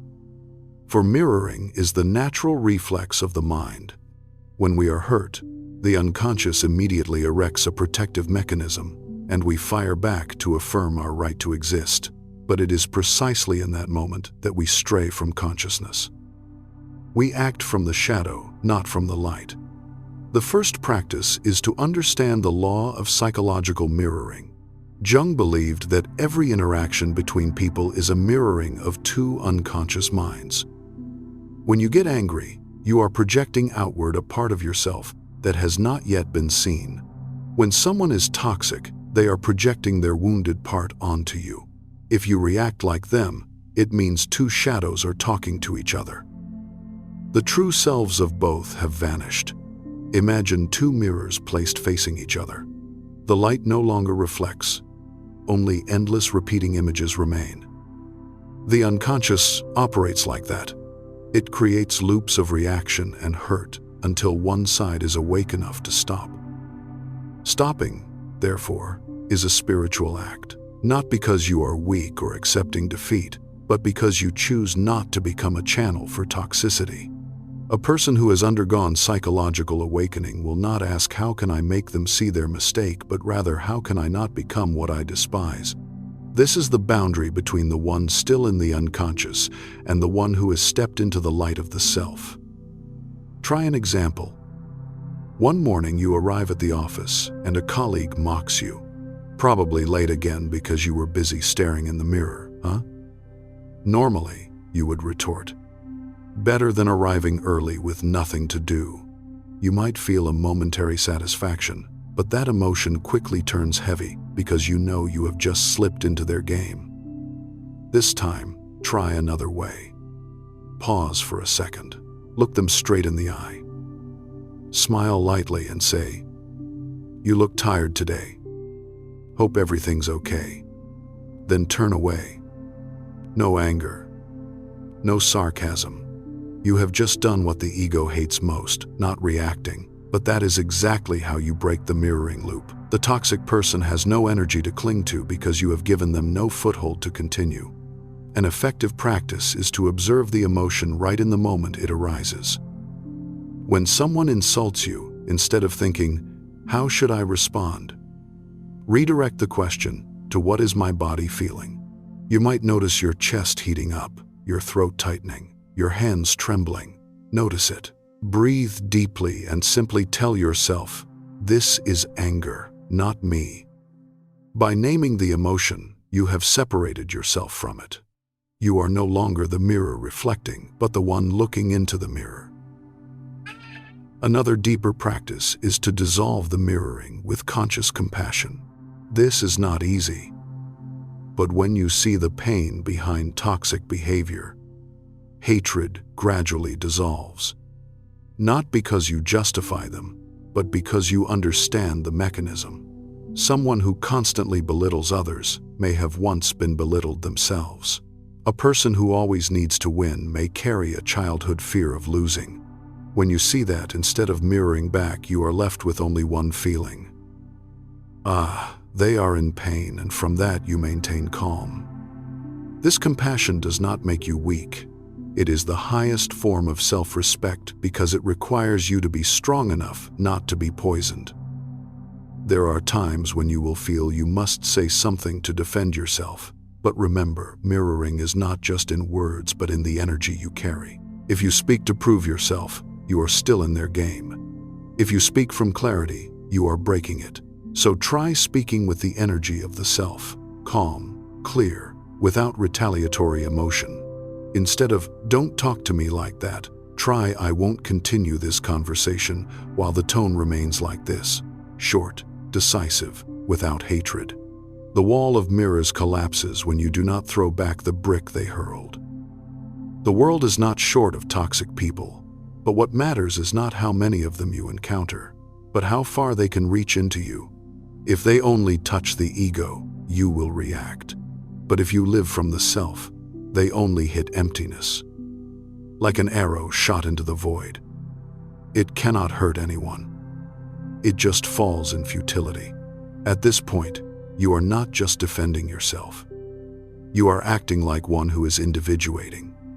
The person who knows who they are, knows what they need, and no longer requires anyone's permission to protect it. And that is when we move to the next journey, setting boundaries, the behavior of the one who is individuating. Number 4, setting boundaries is the behavior of the one who is individuating. Setting boundaries, first and foremost, is an act of consciousness, not opposition. It does not begin with, "I will teach them a lesson," but with the question, which value in me needs protection? When someone crosses the line, we often focus on their behavior, what they did, and what they said. But from Jung's perspective, the act of setting boundaries turns inward, not outward. It helps us become clearly conscious of our inner boundaries. What hurts us? What nourishes us? What makes us feel we are disappearing? Imagine your soul as a house. Everyone who enters brings their own energy, scent, and emotions. If you do not know how to lock the door, they will come and go as they please, leaving a mess and then leave. Setting boundaries is learning to master the door, who is invited, who is not, and under what conditions they can stay. Not to isolate, but to keep that house yourself from being disturbed.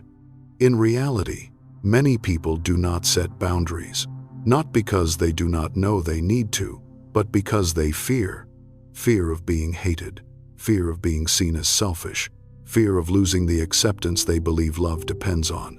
But as Jung pointed out, fear is a sign that we are still living in the shadow of the persona, the social mask we use to be loved, to be recognized. The one who is individuating begins to remove that mask. They understand that love does not require trading oneself, and true harmony comes only when two people respect each other's boundaries. Setting boundaries, in essence, is a rite of individuation. It declares that you no longer live to be accepted by others, but to honor your soul.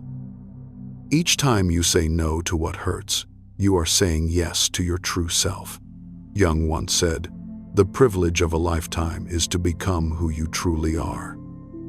The greatest privilege of a lifetime is to become who you truly are. And you cannot become yourself if you are always dissolving into others. A simple but powerful practice to start is to write your energy boundaries. Write 3 complete sentences like an inner oath. I have the right to leave conversations that make me feel small. I do not need to justify resting. I am allowed to disappoint others if it means being honest with myself. Each morning, read them as a reminder, because boundaries are not something you erect once and done. They are a state of consciousness maintained every day. Another practice is to set boundaries with energy, not just words. Toxic people are very sensitive to signals of power, not external power but inner energy. When you say, I don't want to talk about that, but inside you are trembling with fear, they will push further. When you say the same sentence, but your heart is steady as a rock, they will stop. Because boundaries cannot be set with weakness. They can only be held by one who has harmonized both their light and shadow. And perhaps, most importantly, setting boundaries is not an act of separation, but an act of love. When you say no to what is wrong, you are protecting your capacity to love. Because love cannot bloom in resentment, and kindness cannot grow on a foundation of exhaustion. The one who knows how to set boundaries does not love less. They love in awareness. You do not need to shout, explain, or prove. True boundaries do not need to be understood. They only need to be respected. When you are clear about yourself, others will adjust on their own. And if they do not, you remain at peace, because you know self-respect does not lie in others understanding you, but in not betraying yourself. It is in that silence that the energy of the individuated one transforms into presence still, deep, unshakable. And that is also where the Jungian journey leads us to the stage of the one who has integrated the shadow. The one no longer driven by the need to react, but simply existing quietly as themselves. Number 5. Holding silence. The act of the one who has integrated the shadow. In Carl Jung's world, the one who has not integrated the shadow is the one still dominated by the shadow without knowing it. They need to speak, to react, to prove, because they are still fighting themselves. But the one who is recognized and reconciled with that part, who understands that within them is both light and shadow, is no longer compelled to react to every provocation. They do not hold silence out of resignation. They hold it because they no longer need to prove. Imagine you are sitting in a room with someone who always attacks you. Words sharp as knives, tone full of sarcasm. Normally you would feel your blood boil, wanting to retort, to get justice. But this time you just listen. No justifying, no defending. You look them straight in the eye, breathe deeply, and choose silence. Not because you have nothing to say, but because you understand that every battle needs 2 people, and you no longer want to participate. In that moment, you do not lose. You rise above. Holding silence is the manifestation of transformed energy. When you are silent amid attacks, you are not suppressing the shadow. You are witnessing it. You see the anger, the hurt, the instinct to react rising, but you do not let it act on your behalf. That is the moment you make the shadow conscious. Many misunderstand silence as passivity, but in reality, silence is a form of action at a deep level. It is a conscious choice not to let another's energy control you. Like the surface of a lake when the wind rises, the ordinary person stirs with the wind, while the cultivated one lets the water remain still. That stillness is not avoidance, but the strength of an inner world forged through suffering. There is a story about a student who went to a Zen master and said, "Master, I have been insulted. What should I do to make that person understand they are wrong?" The master replied, "If someone offers you a gift and you do not accept it, to whom does the gift belong?" The student said, "It still belongs to the giver." The master smiled. So it is with insults. When you hold silence, you do not accept that toxic gift. You let it fall to the ground, returning it to the sender. Recall the times you argued with a toxic person. After every argument, whether you won or lost, you were exhausted. Because in that battle, they had pulled you into their energy. You spoke. They spoke. Both mirroring each other's shadows. But if next time you choose silence, not silence to endure, but silence with the clear awareness that I do not need to prove this, you will feel a different kind of power, an invisible proactivity, a strangely solid feeling because you have just withdrawn your energy from the game. You are no longer being dragged. You stand at the center. Holding silence is also a way to hear the voice of the soul. Jung once regarded the soul as an entity with its own language. It does not speak through words, but through feelings, intuition, and stillness. When you keep talking, keep reacting, you noise up your inner world. But when you are silent, you hear what is deeper, what you truly feel, truly need, truly want to go toward.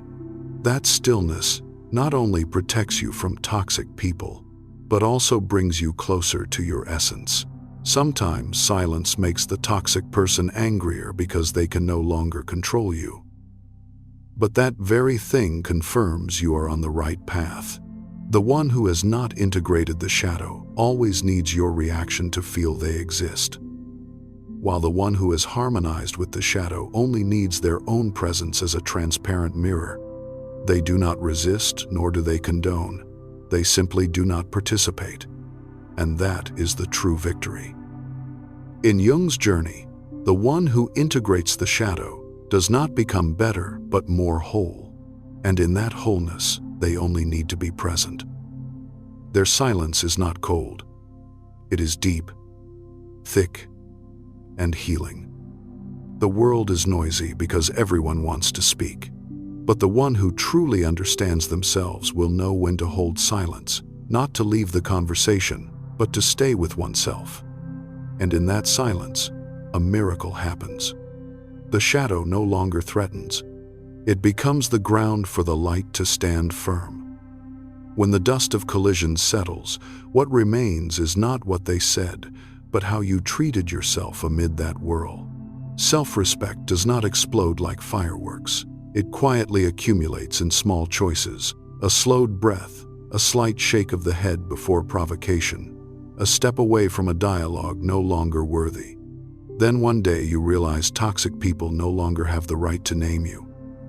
They may stir the wind, but they cannot change your direction. Self-respect at that point needs no proof. It appears as a field of stillness surrounding you, clear, solid, and non-negotiable. And that is when you know you have returned home. In that place, noise longer throws you off rhythm. Shadow no longer leads you astray. You stand firm in your own light, and that alone is enough as the answer. When the dust of collision settles, what remains is not what they said, but how you treated yourself amid that whirl. Self-respect does not explode like fireworks. It quietly accumulates in small choices. A slowed breath, a slight shake of the head before provocation, a step away from a dialogue no longer worthy. Then one day you realize toxic people no longer have the right to name you. They may stir the wind, but they cannot change your direction. Self-respect at that point needs no proof. It appears as a field of stillness surrounding you, clear, solid, and non-negotiable. And that is when you know you have returned home. In that place, noise no longer throws you off rhythm. Shadow no longer leads you astray. You stand firm in your own light, and that alone is enough as the answer. But sometimes, even after you've learned to protect yourself, even after you've set boundaries and integrated your shadow, something strange happens. You begin to lose interest. Not in toxic people, but in everything. The things that once excited you, the goals you worked toward, the dreams that lit your path, they all start to fade like morning mist. And you wonder, have I gone backwards? Have I lost myself again? But Jung would tell you something different. He would say that what looks like loss is actually preparation. What feels like emptiness is actually clearing. Because there are phases in life that look very strange. You are not sad, not in pain, not in crisis.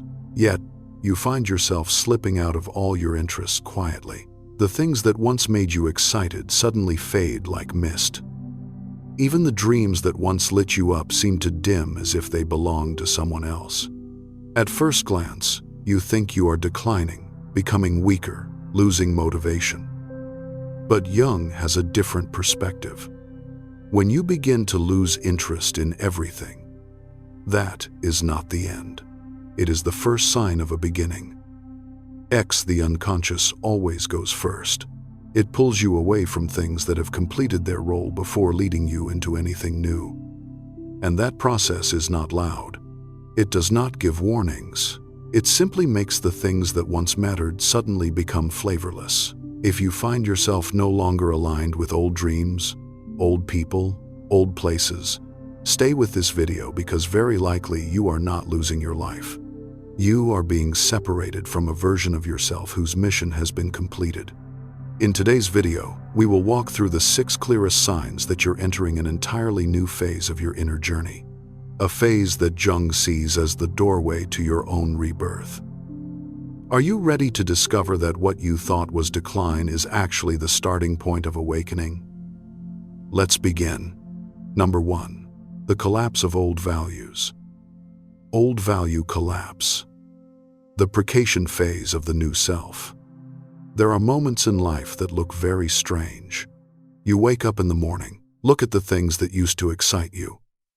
But now, everything just drifts past your eyes like a blank sheet of paper. Not sad, not happy, not resistant, but also feeling nothing. The goals you once pursued tirelessly suddenly feel meaningless. The plans you once spent an entire year preparing suddenly feel blurry like an old dream. You sit and look at everything and ask yourself, why am I no longer interested in anything? And it is at that very moment when you think everything is falling apart. Carl Jung would say, no, this is when everything is beginning. This loss of interest is not a sign of decline. It is the sign of an inner restructuring, quiet but powerful as the old value system begins to crack in preparation for a completely new stage of your life.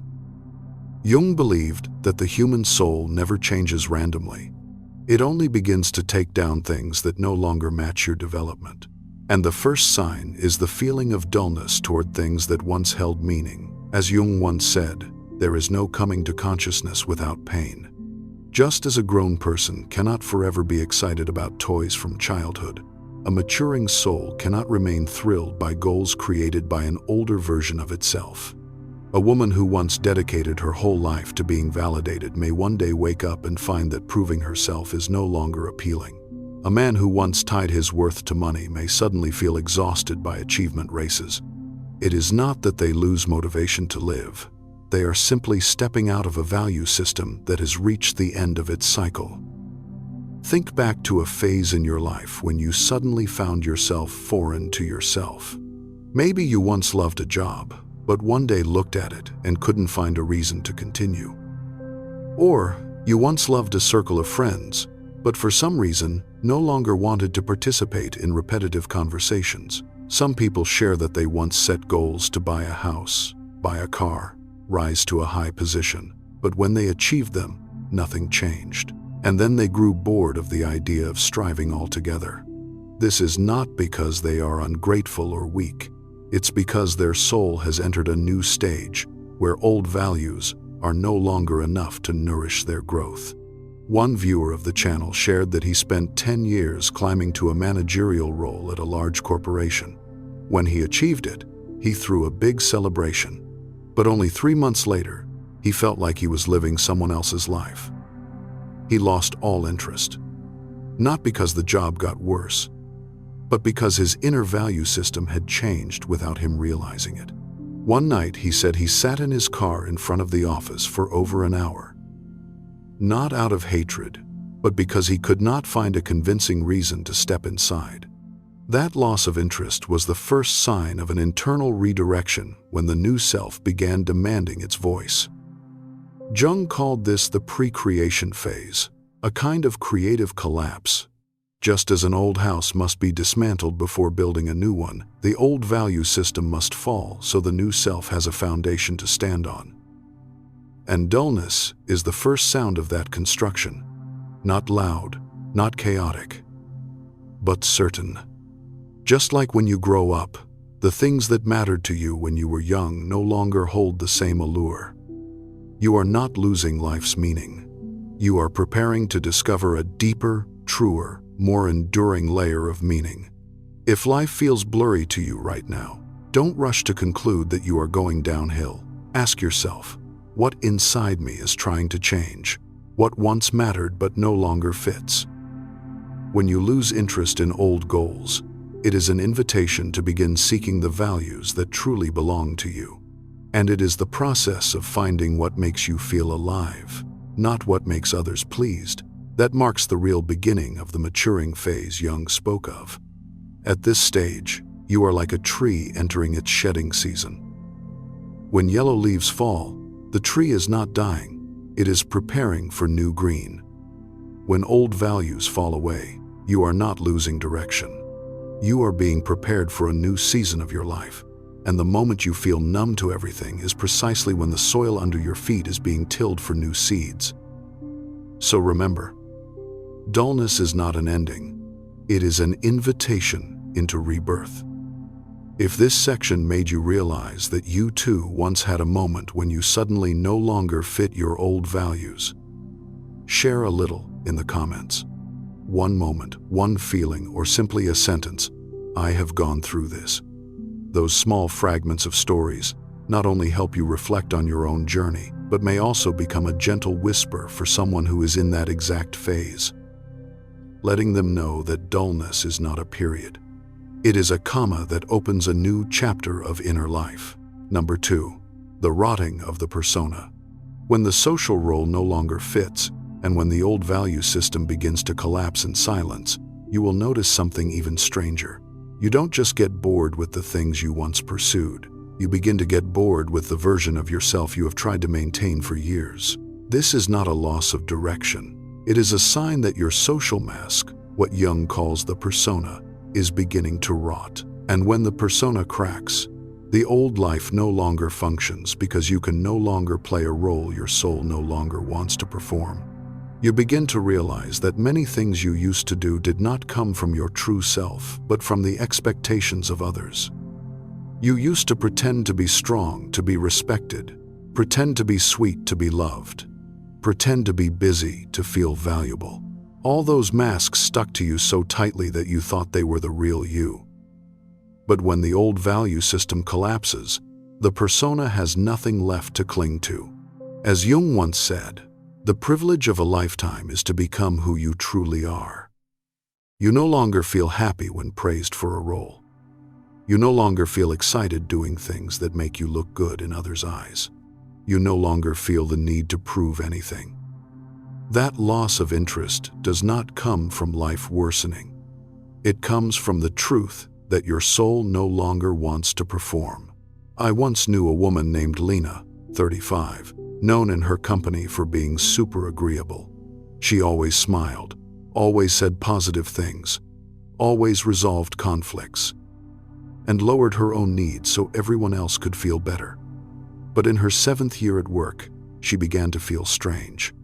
In meetings, people still expected her to be gentle, to agree, to nod. But she felt a lump in her throat when trying to say the lines she once easily delivered. One time a coworker joked, "Without Lena, this department would collapse because who would put out fires for everyone?" Everyone laughed, but she didn't. She said that in that moment, she knew she no longer wanted to be the savior. She no longer wanted to play the sweet role to be liked. And her boredom did not come from a change in her workplace, but because her persona had expired. If the old value system is the house that has become too tight, then the persona is the peeling paint on the wall.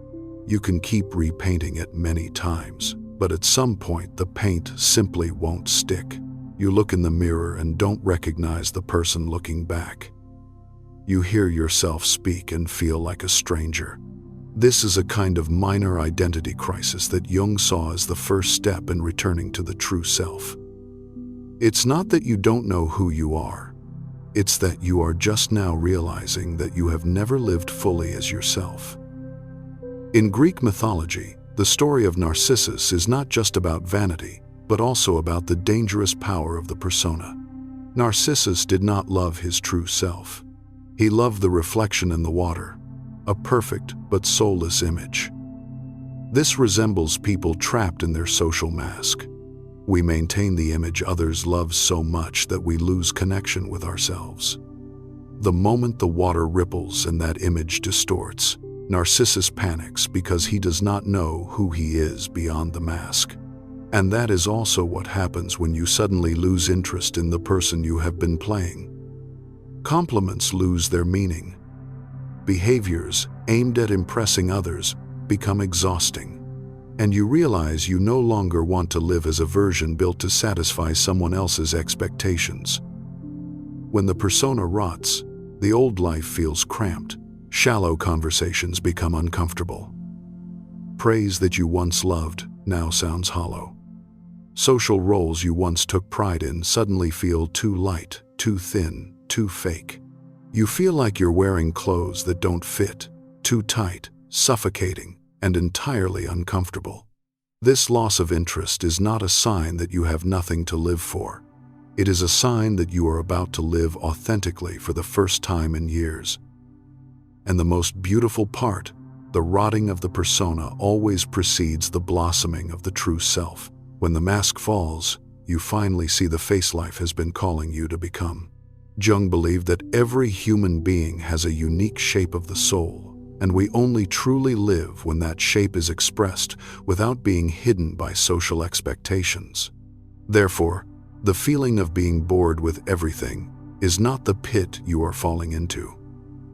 It is the door opening for you to step into your real life. When you feel bored with the person you've tried to become, don't see it as collapse. See it as the knock of the true self, a silent message that a new chapter is forming from within. That loss of interest is the first sign of a beginning, not an ending. It is the moment your old life fades so that the new life has space to enter. It is the moment when, as Jung implied, when you no longer want to play a role, it means you are about to live truthfully for the first time. Number 3, social detachment, when relationships no longer belong to you. So, what happens next when the persona has rotted and you no longer feel you belong to your old version of yourself? The answer often confuses many people. You begin to drift away from people not because you want to run away or because you've become cold, but because your inner world is shifting frequencies. And when the inner world changes, relationships cannot remain the same. This is not breakdown, but as Jung suggested, it is a natural shift of the soul when you begin losing interest in everything that no longer matches the person you are becoming. You will feel this very subtly at first. Familiar conversations suddenly no longer touch you. Jokes that once made you laugh now just pass through you without leaving a trace. Friends are still the same, family the same, co-workers the same, but you feel like you're standing a few steps away from them as if there is a thin glass between you and the world. You're present. You listen, you understand, but you no longer connect. This is not apathy. This is evolutionary detachment. Jung once said, "The meeting of two personalities is like the contact of two chemical substances. If there is any reaction, both are transformed. And when you no longer react to old connections, it is a sign that you are undergoing a silent inner transformation." In a Jungian therapy session, I heard the story of Anna, once the soul of a friend group that loved drama. Every time they met, their conversations revolved around who argued with whom, who betrayed whom, who posted passive-aggressive statuses, and Anna used to find it fun. She felt connected on the same frequency when she gave advice, analyzed situations, even mediated conflicts. But at a certain point, when she began changing inside, those gatherings suddenly felt heavy. Stories that once made her laugh now made her feel empty. When the group plunged into discussing the latest drama, Anna just sat listening, no longer feeling she belonged. She wasn't angry, didn't have conflicts. But every time she walked away from a meetup, she felt very clearly that she no longer lived on that frequency. And that subtle but decisive change made her once familiar connections loosen because she was no longer the old version who harmonized with them. Neuroscience also explains this phenomenon. When a person undergoes inner restructuring, the brain begins reorganizing neural networks related to bonding and social resonance. During this phase, activity in the prefrontal cortex, the region responsible for self-awareness and social alignment, changes significantly, causing you to become less automatically responsive to familiar signals from your old environment. This creates the sense that you no longer sync with the old group, even though nothing outward has changed. Jung called this the process of preparing for the reshaping of the ego, while science describes it as the reconfiguration of neural connections toward cognitive maturity. It's not that you fear socializing. You simply cannot keep dancing to the old rhythm when your inner world is playing a different song. You begin to observe instead of merge. You listen more than you speak. You prefer silence to noise. And sometimes you step back not because you want to disappear, but because you are standing at the threshold of a new life cycle, one that requires different relationships, different conversations, different energies. At this stage, those who bonded with you because of your humor will be confused when you become quiet. Those who relied on your excessive kindness will not understand when you begin setting boundaries. They are not bad. They simply don't know who your new version is, and you don't fully know either. This is the phase where distance is unavoidable. Social detachment is not isolation nor a sign that you are losing emotion. It is the beginning of rebuilding your relational network from the foundation of the true self, not the persona. When you lose interest in old relationships, it is your body and psyche telling you that a new circle is waiting ahead, one where you won't need to perform to be accepted. And the most important part, this detachment always comes before the arrival of new people, those who match your new frequency, people with whom you can speak truth without fear of being misunderstood. People who don't need your mask to feel safe. People whose presence doesn't require you to tense up. The loss of interest in old relationships is not the collapse of your social life. It is an invitation to step into a new caliber of connection, deeper, truer, more aligned. And when you look back, you will see drifting away from people is actually the way the soul brings you closer to yourself. The loss of interest in old relationships is not a frightening emptiness, but the first sign that a new life cycle is opening, one where you keep only the connections that can exist alongside the authentic self you are becoming. And that is when the real journey begins. If you have ever experienced drifting away from old relationships without any conflict, leave one word in the comments: alignment. Just one word is enough to remind you and the invisible fellow travelers out there that detachment is not loss. It is the first step to returning to your true frequency. Number 4, increased sensitivity to misalignment. When the body and intuition signal what no longer fits, when the psyche begins to change, the body is always the first place to notice, and often the place that speaks the loudest. You do not recognize that shift through thought, but through very small yet sharp signals. A slightly off heartbeat, a shallow breath, a heaviness in the shoulders, a sinking feeling in the chest. The body reacts even before you understand what you are reacting to. Things that used to be completely normal suddenly become triggers that tighten your entire nervous system like a stretched string. A familiar room feels heavier. A repetitive task exhausts you from the moment you begin. And just by stepping into a space with low energy, you feel as if someone is slowly draining the battery inside you. This is not a sign of weakness.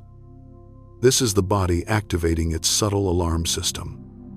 a biological message that Jung believed modern humans often fail to listen to. The body always senses misalignment before the conscious mind can interpret it. Jung once said, "The body is merely the visibility of the soul, the psyche, and the soul is the psychological experience of the body." You don't understand why you react this way, and you ask yourself, "Is something wrong with me?" But the truth is the opposite. This is when everything is actually beginning. I once knew a girl who always thought of herself as adaptable. She worked in an open, loud, high-pressure environment, and for years, she managed just fine. But at a certain point, every morning when she stepped into the office, she felt her body hesitate. Her heartbeat increased, her palms sweated, and sometimes just hearing the sound of the printer or the heavy tapping of keyboards made her tense for no reason. Everything around her remained the same, but her body did not. She said, "It's not that I hate the job. I just cannot stay in that environment for even one more minute without feeling suffocated." After months of blaming herself for being weak, she finally realized that this was the first sign that her inner life had moved to a new level, but her environment no longer matched it. This is exactly what Jung meant when he said that people start losing interest in things that no longer belong to them. Misalignment between the inner world and the outer world appears first through the body. The mind can endure, explain, compromise, but the body cannot. The body is always the one giving the truest signal. This is not spirituality or high intuition. This is science. Many studies in neurophysiology show that the autonomic nervous system reacts very quickly to the loss of synchrony between environment and inner state. When you are in a place that does not fit you, the body activates a mild alert mode, increased heart rate, slight muscle tension, shallow breath, and cortisol levels rising slightly but continuously. This causes discomfort even when there is no specific reason. Imagine you are a compass needle. When you place it in the right spot, it stays still. But when you place it near an incompatible magnetic field, the needle begins to shake, no longer pointing clearly in one direction. Your body works the same way. It shakes, signals, and creates discomfort in environments where its frequency no longer matches. At this stage, you will notice something important. You no longer tolerate things you used to overlook. A job you did for 5 years suddenly becomes suffocating. A living space once familiar becomes a source of irritation. The old rhythm of life no longer matches your internal biological rhythm. And low-energy environments, loud places, spaces full of complaining or places with hidden tension tire you out within minutes. This is not oversensitivity. This is the accuracy of the body separating you from what is pulling you off your growth trajectory. The important thing is, this discomfort is not the enemy. It is guidance. You are not unable to handle everything. You simply cannot handle things that no longer fit. And when you start losing interest in them, that is the very sign the title of this video refers to. The old life is leaving you because the new one is coming closer. Environment, job, habits, tasks, all must be filtered to match the version of yourself that is growing inside. If in the previous section internal change made you drift away from people, then in this section the body is teaching you to drift away from spaces and rhythms that drain your soul. You are not pulling back because you are weak. You are pulling back because you are being realigned. And in that process, the feeling of losing interest in everything is not collapse. It is the foundational sign Jung spoke of that an old cycle is closing to make room for the beginning of a new one. A deeper journey is being activated where the body, the mind, and your life must all be reorganized to match the person you are becoming. Number 5. The phase of hiding before transformation, the night sea withdrawal.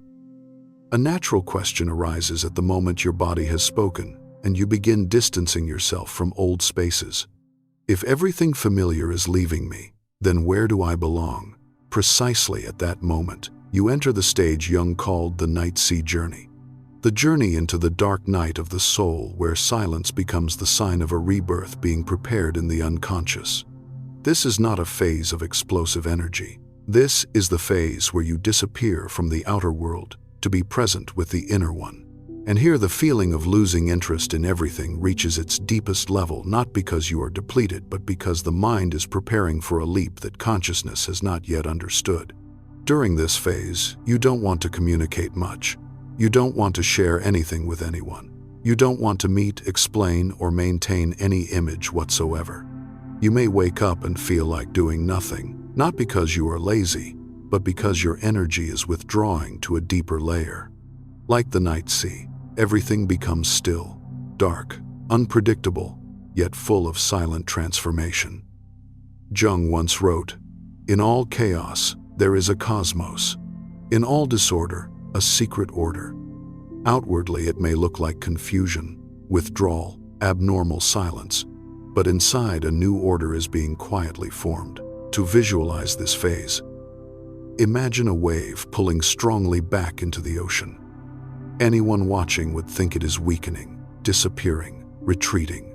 But the truth is, it is gathering strength to rise higher, stronger, farther. The night sea withdrawal is the same. Outward energy decreases, so inner energy can be restructured. You temporarily lose interest in surface life because the unconscious is pulling you to the bottom to rebuild from the root. Let me tell you the story of Emily, once the center of her friend group. Wherever they went, they invited her. Every conversation included her. But during a period of inner transformation, Emily withdrew almost completely. She no longer replied to messages quickly, no longer appeared at weekend gatherings. Interestingly, nothing bad happened. No conflict, no trauma, no shocking event. She simply did not want to be present. She felt that every conversation was too loud, every story too superficial, and every interaction drained too much of her energy. Instead of showing up, Emily spent time sitting on her living room floor, drinking tea, journaling, and observing the emotions that were shifting within her. When she recounted it, she said, "I didn't disappear from them, I just returned to myself." That is the night sea withdrawal, a necessary phase that allows the new self space to form.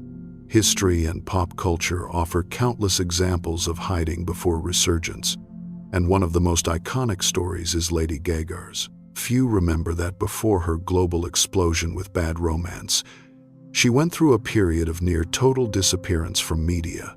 After facing noise, pressure, and exhaustion from constant performing, she retreated backstage, rejected spotlights, reduced activities simply to quietly restructure her creative self. Many thought her career was slowing down.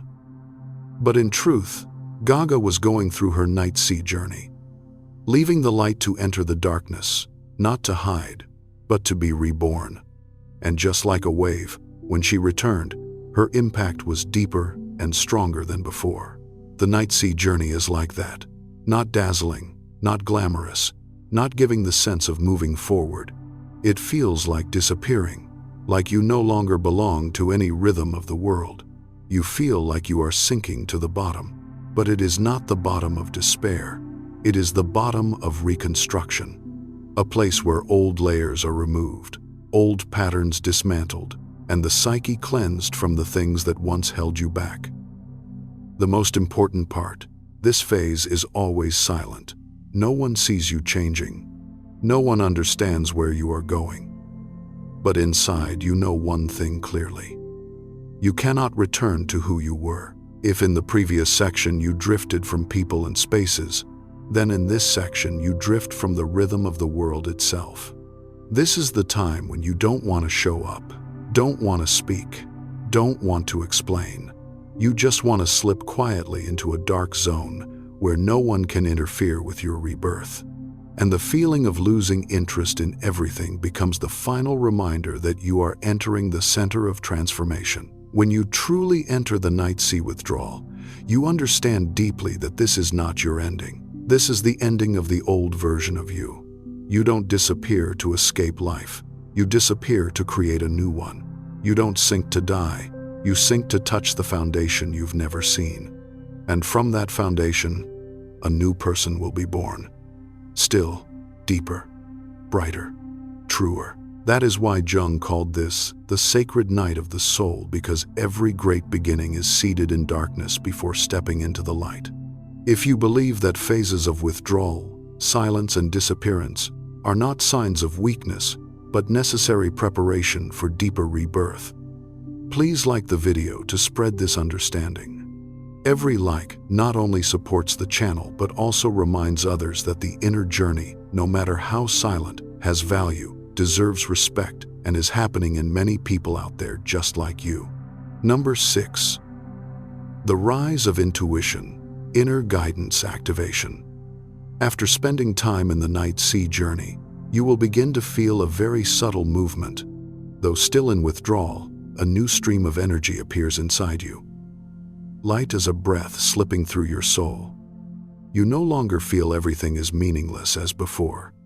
Instead, small, strange, delicate signals begin to appear. A sudden thought, a feeling with no clear origin, a sense that something is approaching even though you cannot explain it logically. This is the stage Jung called the rise of intuition.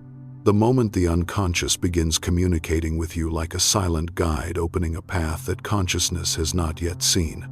At this stage, you will notice synchronicities happening more frequently.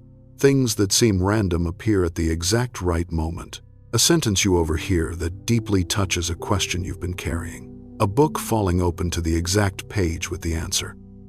An old friend reaching out on the day you are about to make an important decision. You begin to feel like an invisible map is guiding you. But it is not outside. It is within the deep structure of your psyche. Jung believed intuition is not magic, but the natural language of the unconscious when the new self is forming. The rise of intuition is often so subtle that others don't notice, but you do. You suddenly know something isn't right, even when everyone says it's fine. You know which direction to choose, even without evidence. You know when to stop, continue, stay silent, or speak. Intuition is like the first light after the deep sea night. Not bright, but enough to show you that you are no longer at the bottom. I once talked to Ella, who went through months of losing interest. She quit her job, withdrew from social life, and thought she was sinking into stagnation. But one morning, while walking aimlessly, she felt a sudden urge to step into a small cafe she had never noticed. There was no reason, just a feeling of I should go in. And that very day she met someone in the creative field who opened an opportunity that became the turning point of her life. Ella said, I wasn't looking for a new path, it found me. I just followed the feeling. That is how intuition works. Not forceful, not loud. It simply nudges you, and if you are still enough to listen, it will lead you to where you belong. Intuition only rises after you lose interest in what no longer fits, because that empty space gives the unconscious room to send signals to the surface. You are no longer tied down by old goals or expectations, so intuition finally has space to speak. This stage also marks a change in how you perceive the world. You begin noticing small signals you once ignored. How someone's look makes you feel.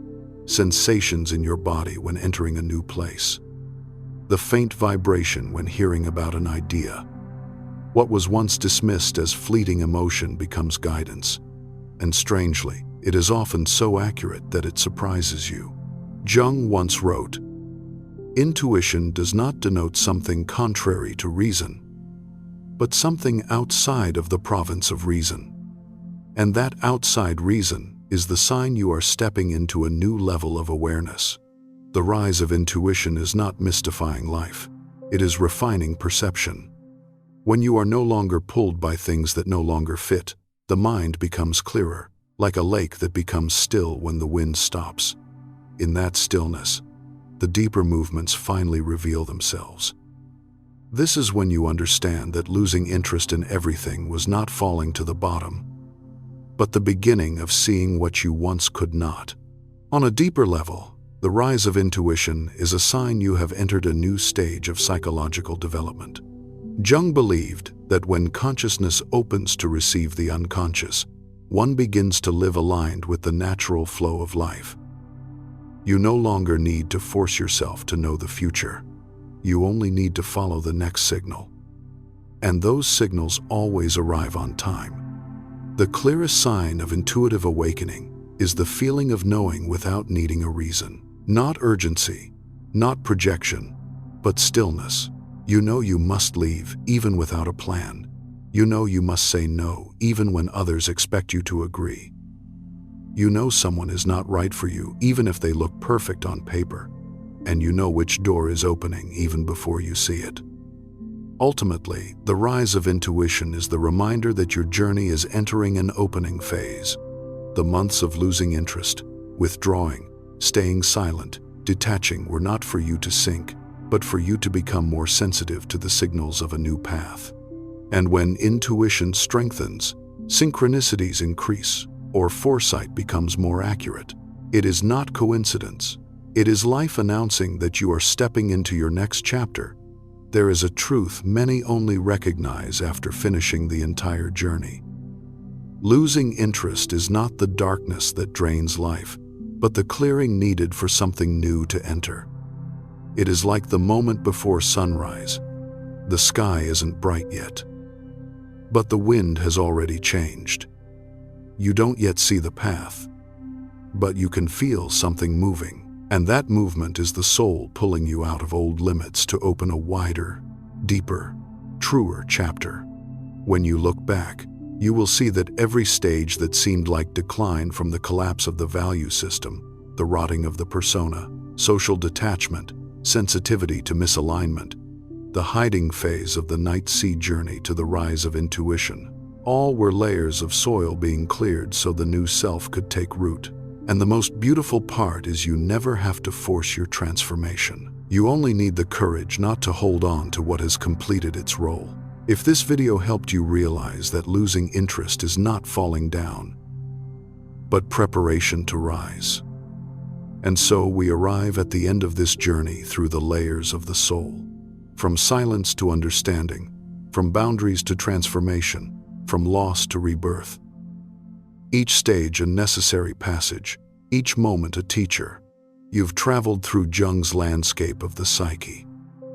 Not with urgency, but with the gentle pace of one who knows that true change happens in the quiet spaces between breaths. As you drift now into sleep, let these truths settle into the deeper parts of you. The parts that don't need to understand everything immediately, but simply absorb, integrate, and grow in their own time. Your unconscious mind will continue this work while you rest, connecting threads, healing wounds, preparing you for the version of yourself that is already forming in the darkness. Remember, you are not broken. You are not behind. You are exactly where you need to be. In this moment, on this night, at this stage of your becoming. The path is not linear, it spirals. And every time you return to a familiar place, you return different, deeper, more whole. If this journey resonated with you, if these words found a home in the quiet corners of your heart, consider leaving a gentle mark before you drift away, a like to tell the universe that this message matters. Subscribe to Jung at Night to continue walking this path together, to let these whispers of wisdom accompany you through many more evenings of rest and reflection. A comment, sharing one word, just one word, that captures what you're feeling right now. Silence, becoming, understanding, release, trust. Whatever word finds you, let it be your prayer, your intention, your recognition that you are not alone in this unfolding. These videos exist to remind you that the inner journey is sacred, that transformation is real, and that somewhere out there, others are walking the same path, breathing the same questions, becoming in their own beautiful, quiet way. So rest now, let go. Trust the process that is happening within you, even as you sleep. And when you wake, perhaps you'll notice something has shifted, something small but undeniable, a sign that the work continues, that you are changing, that the soul never stops calling you home. Until we meet again in another video, another night, another stage of this ever-deepening journey. Sleep well, dear traveler. You are exactly where you need to be.